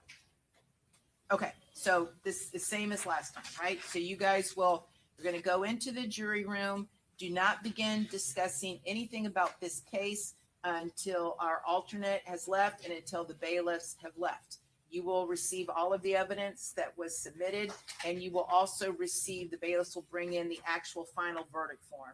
Each of you, again, we're given a copy for your own use, but the official verdict form will be the stapled copies that the bailiff brings in, and that's what you all are to utilize. Okay, very good. So I'll talk to our alternate after you grab your items. If you have any electronic devices on you now, anything, leave them in your chair. Otherwise, the bailiff will collect them and bring them out here. All right.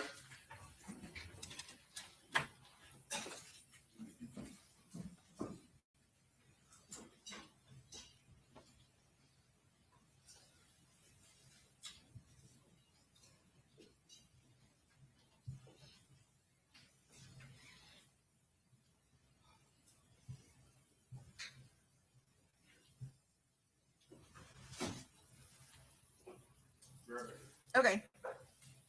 I just want to thank the attorneys for the state, Mr. Harmon, Ms. Ismer, Ms. Doherty, Mr.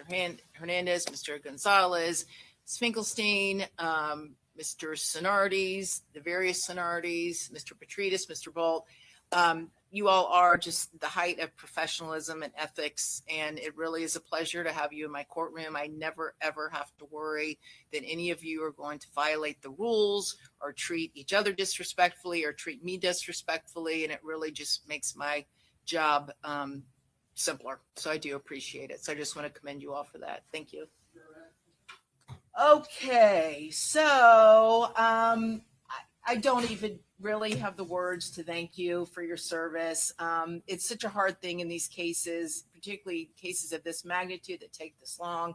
And we have alternates and you have to sit and listen to all the evidence. And then we tell you, surprise, you don't actually get to partake in the decision.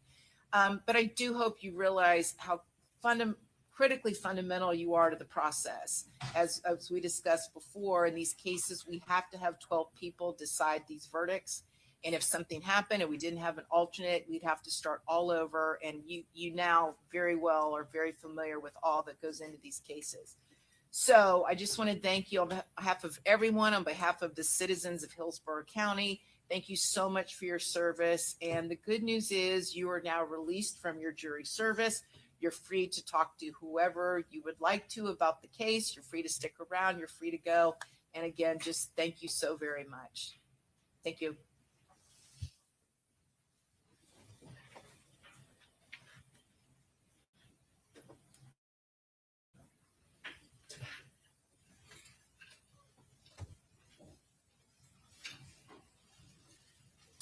Okay, so we'll be in recess pending a verdict.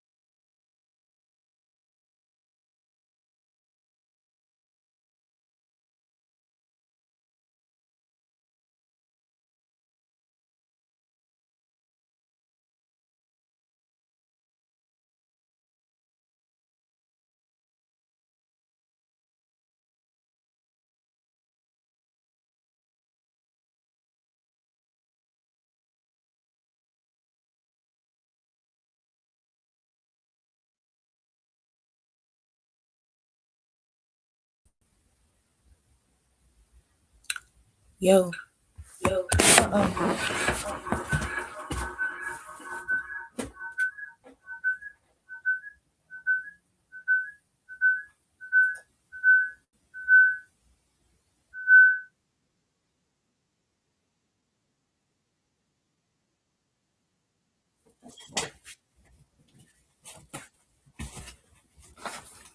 Her little hot ass wanted to be there.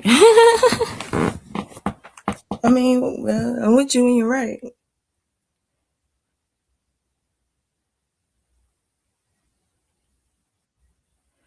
Because she could have said, hell, she should have been the voice of reason. You supposed to go to your girl to be, you know, the voice of reason. So she should have been telling him, no, chill. It's not that serious. Relax. That's what she should have been telling him.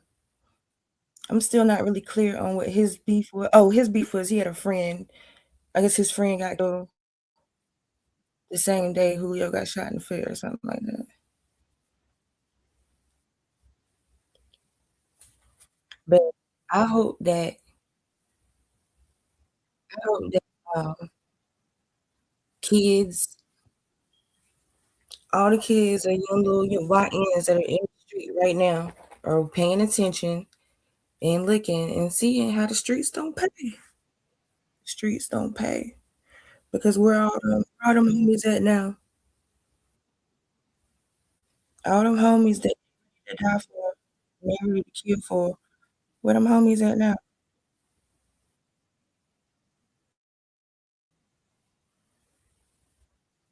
And what homie they are just gonna hold them down for a lifetime?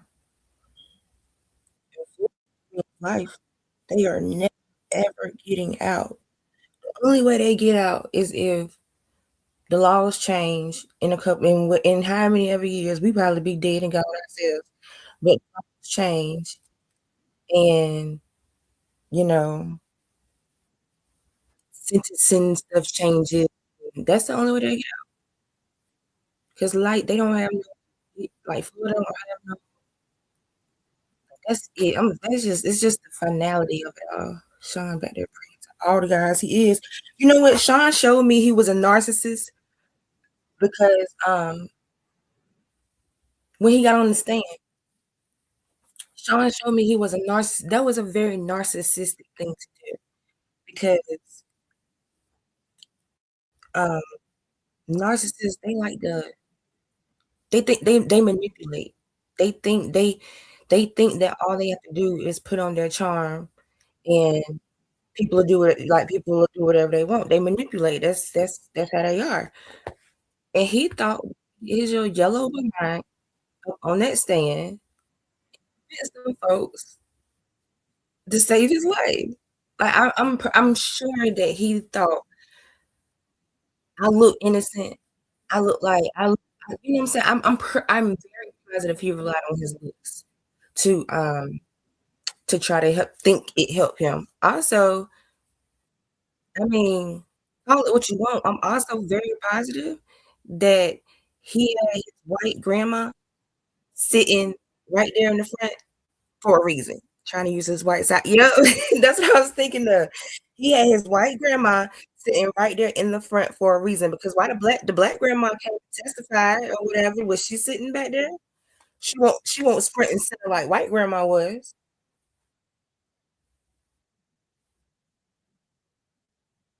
I peeped that too. Mhm. And really, he should have been playing to that white side from day one. Like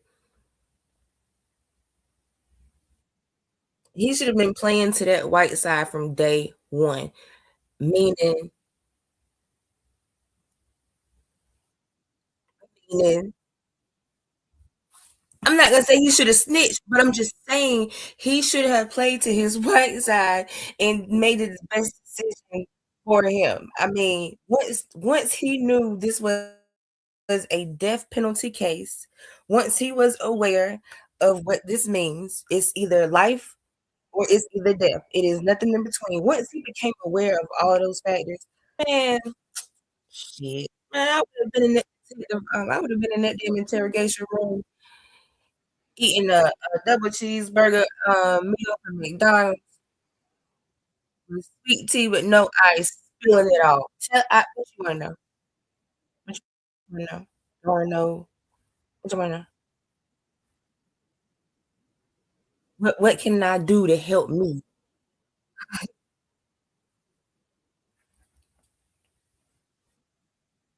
So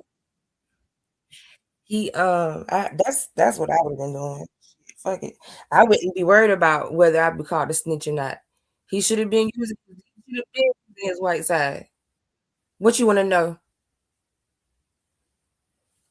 But Sean, anything Sean could have did is out the window whenever they matched him back to that previous shooting. Once they matched him back to the previous shooting, any sympathy anybody would have had for him, because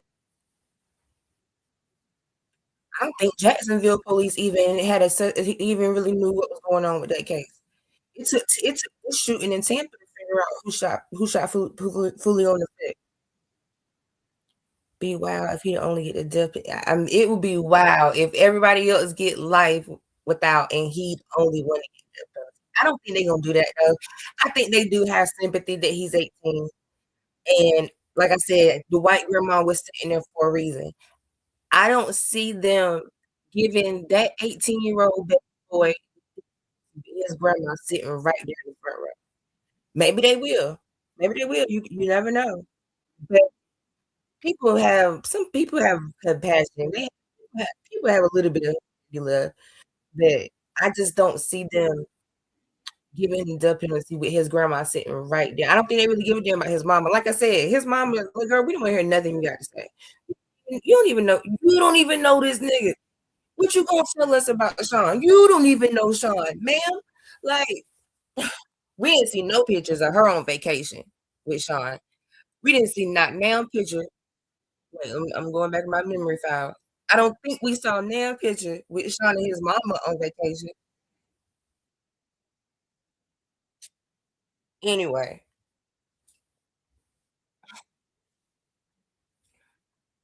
but I'm sorry, I would have told it all. But yeah, once he got linked back to the case, it was like we don't have no sympathy for you. Once they find out that he was the one that supplied the guns, I think that's why that man going so hard on him. Like I said earlier, if you take away the other defendants, just tunnel vision alone, just Sean and what he did, don't even think, just imagine he went on this trip by himself. Just take away everybody else. Think about his input into all this. It's like, hell, I don't even know that Davion and Rashad could have pulled it off without Sean. Clearly, Sean was the smartest one of the whole bunch.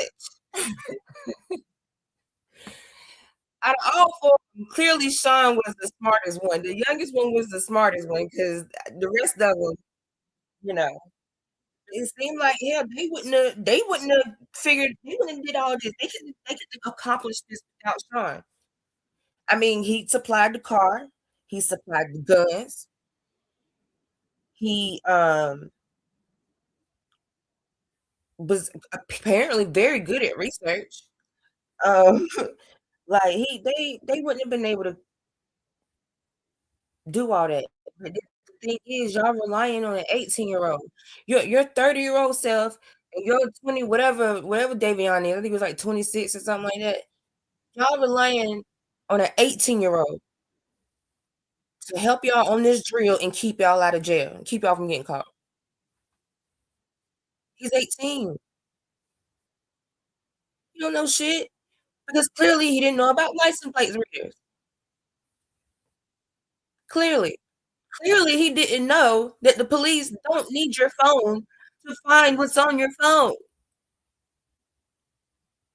These niggas thought they could throw their phones in the trash and get a new phone number and that was gonna be it. You got a new phone number, but you signed into your phone with your iCloud. Man, I'm an Android girl. I've had I've had Apple devices. I've even had a MacBook computer. I still love Android, and from what I've seen, iPhone is locking more niggas up than Android is. Apple give police everything.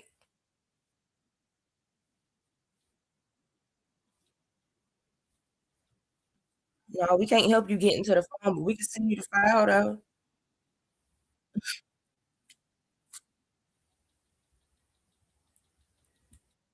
I remember back in the day, they was like iPhone was the hardest phone to get into for the police, like because what the police would call, and Apple wouldn't never help them out. I guess the way they wanted to be helped out. I used to hear that a long time ago, but like I said, now you hear about iPhone locking more niggas up.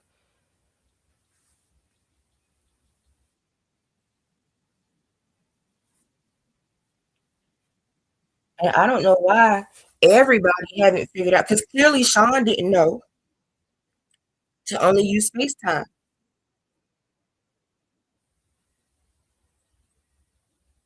But I think that's gonna change soon. I can't see with the way they see that people are figuring out, like, hey, if I use FaceTime, they can't trace my call. I can see that they're gonna somehow find a way to circumvent that soon in the future. They're gonna find a way to keep tracking on FaceTime calls.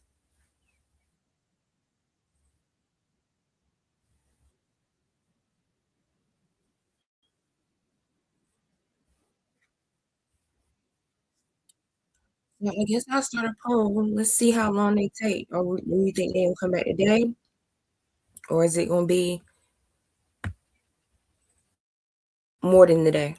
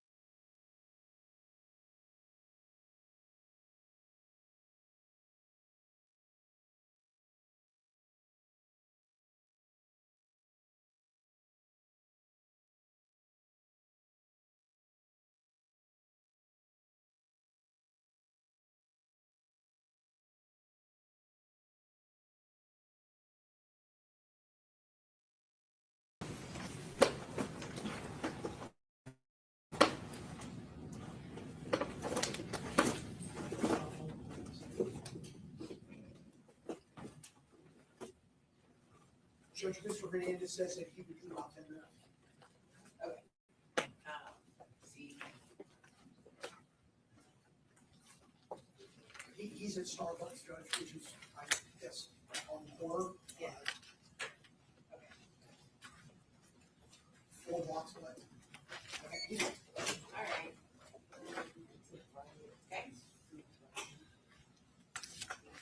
Okay.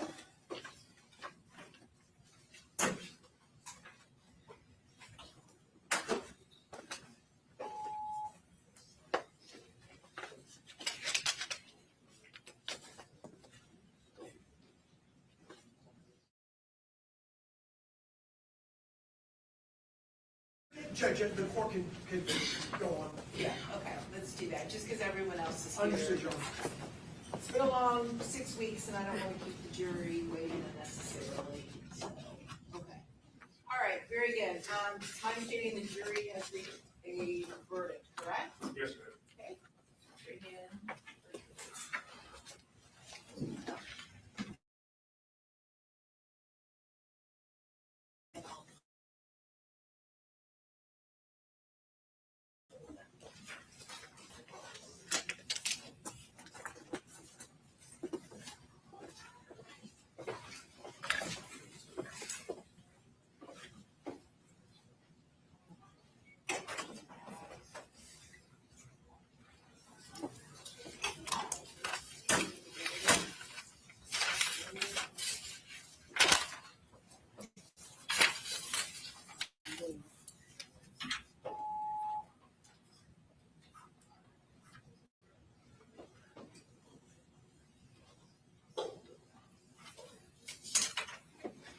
And I just need to remind everyone again, there's not to be any audible reaction after the jury's verdict is read. Okay?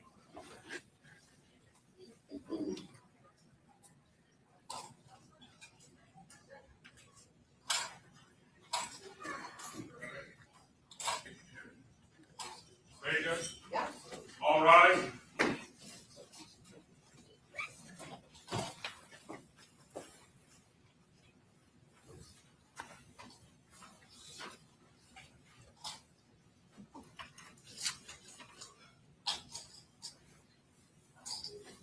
All judges ready, Judge. Okay, very good. Everyone have a seat. And it's my understanding the jury has reached its verdict for this case, correct? All right, very good. You would hand the verdict on to me. Yes, ma'am.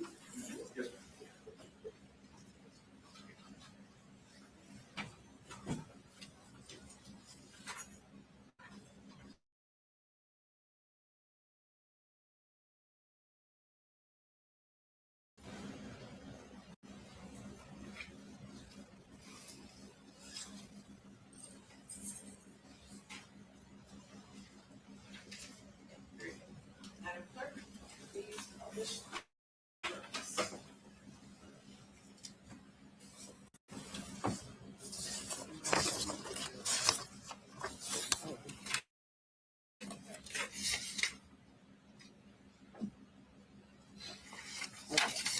Same.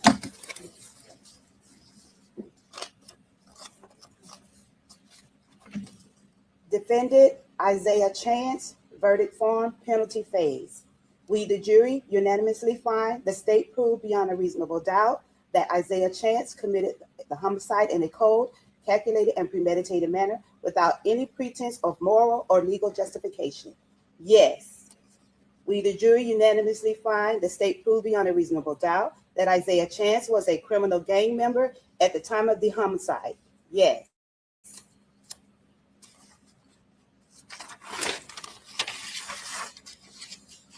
We, the jury, have unanimously found the state proved one or more aggravating factors. Each of us has considered whether one or more mitigating circumstances exist.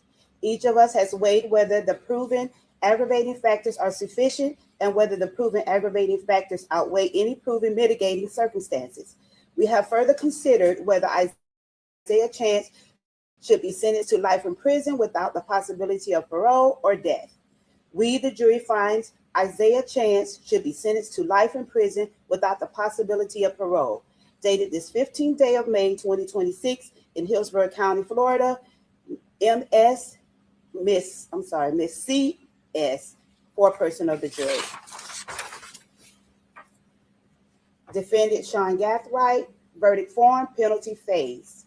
We, the jury, unanimously find the state proved beyond a reasonable doubt that Sean Gathright committed the homicide in a cold, calculated, and premeditated manner without any pretense of moral or legal justification. Yes.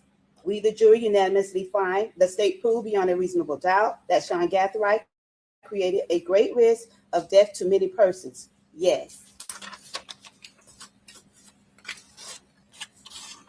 We, the jury, unanimously find the state proved beyond a reasonable doubt that Sean Gathright was contemporaneously convicted of a felony involving the use of violence to another person. Yes.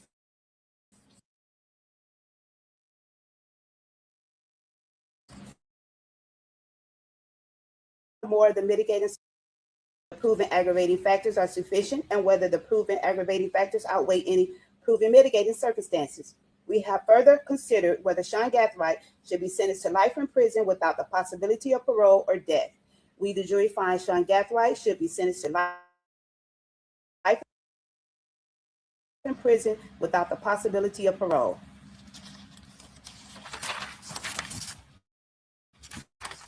Dated this 15th day of May 2026 in Hillsborough County, Florida. C.S. foreperson of the jury. Defendant Rashad Murphy, verdict form, penalty phase. We, the jury, unanimously find the state proved beyond a reasonable doubt that Rashad Murphy committed the homicide in a cold, calculated, and premeditated manner without any pretense of moral or legal justification. Yes. We, the jury, unanimously find the state proved beyond a reasonable doubt that Rashad Murphy created a great risk of death to many persons. Yes. We, the jury, unanimously find the state proved beyond a reasonable doubt that Rashad Murphy was contemporaneously convicted of a felony involving the use of violence to another person. Yes.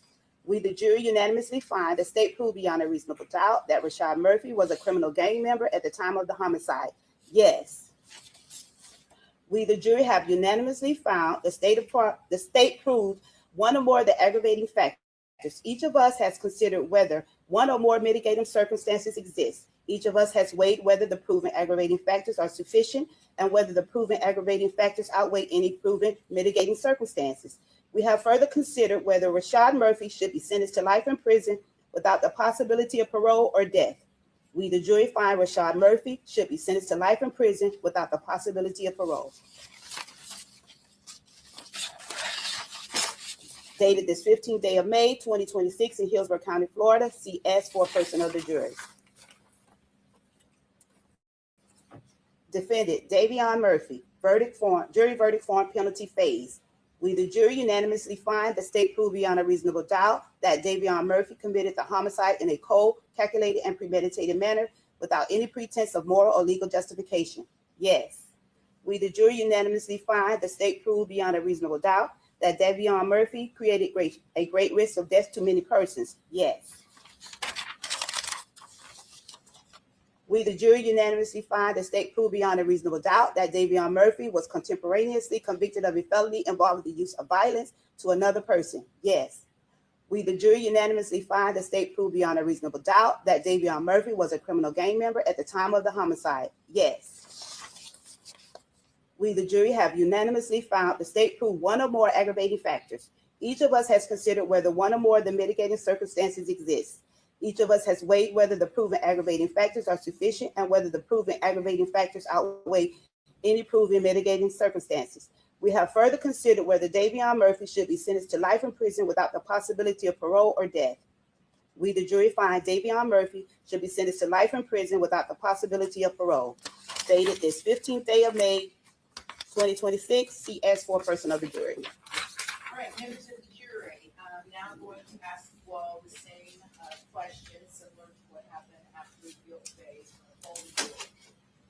So I'm going to ask you about the jury's decisions that you have just heard. Juror number 9, initials D.N. Do you agree that the decisions as read by the clerk accurately reflect what the jury decided? Juror number 16, initials AM. Do you agree that the decisions as read by the clerk accurately reflect what the jury decided? Juror number 19, initials LY. Do you agree that the decisions as read by the clerk accurately reflect what the jury decided? Juror number 24, initials WW. Do you agree that the decisions as read by the clerk accurately reflect what the jury decided? Juror number 32, initials CRP.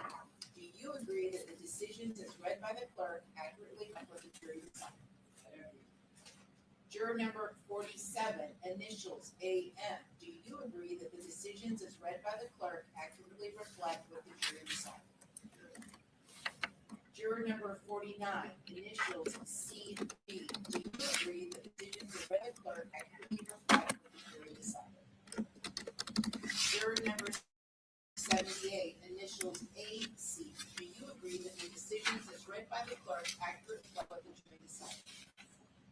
Juror number 142, initials TL. Do you agree that the decisions as read by the clerk accurately reflect what the jury decided? And juror 157, initials CS. Do you agree that the decisions as read by the clerk accurately reflect what the jury decided?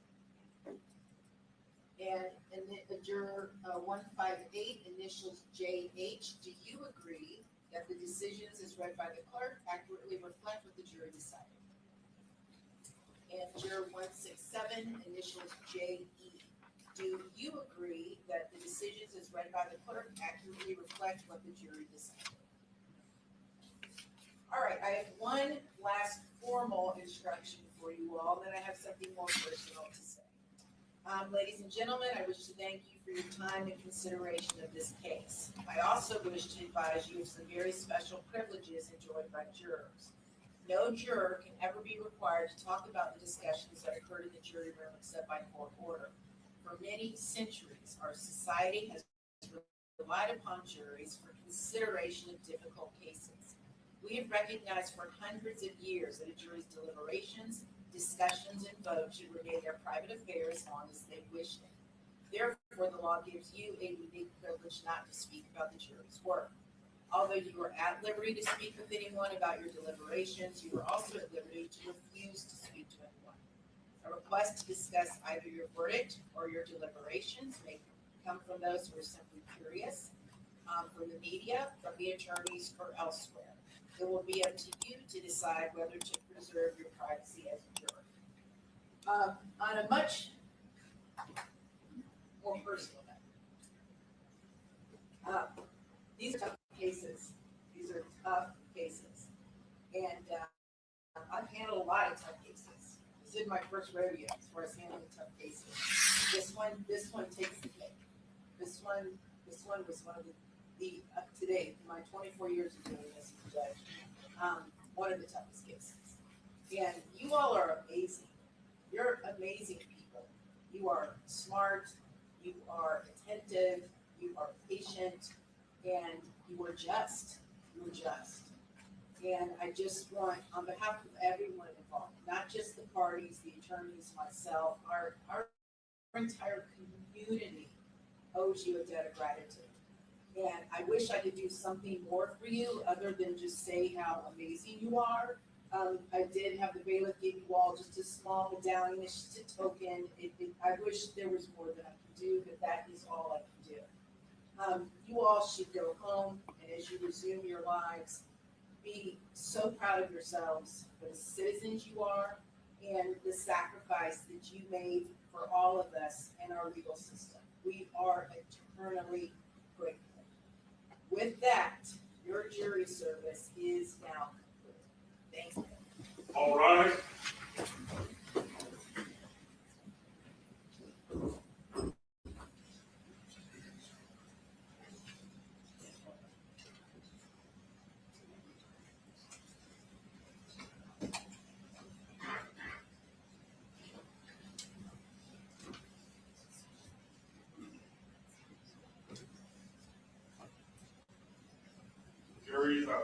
Okay, very good. Okay, so for sentencing and all post-trial motions, all right? So, how much time do you all need to get the motions drafted? We'll get sometime in June? Yes, Judge, I would ask for a couple of weeks. Okay. So, I know summer can be a little tricky. How are you guys looking the week of June 22nd? I could do the 22nd anytime, the 23rd in the morning. Judge, the 22nd would work in the afternoon. Okay. Mr. Gonzalez, Fine with 22nd, the afternoon, Judge. Ms. Finkelstein, That works. okay, Mr. Sonardi, Ms. Toomey, Afternoon is fine. okay, Mr. Petrides, I have a trial that week, was just a 1 day here in Hillsborough, so I can just get it someday that week. different day. sure, and just let me know who the judge is, I'll make a call, not to worry. Okay. Okay, so we're gonna set sentencing for June 22nd at 1:30. And all pre-trial motion, or excuse me, post-trial motions need to be filed, no later than, June 15th. Actually, make that June 12th, close of business, in the state of Virginia, follow the flies, that's what you think. Okay? All right, very good, and sentencing, if anybody would like to speak, they can. That would be from the victim's family or friends, same with defendants. I mean, the sentence is mandatory, but cases like this, when it comes to sentencing, I would like to give everyone a chance to say whatever they feel needs to be said, as long as it's respectful, okay? Okay, very good. See you all then. We are concluded.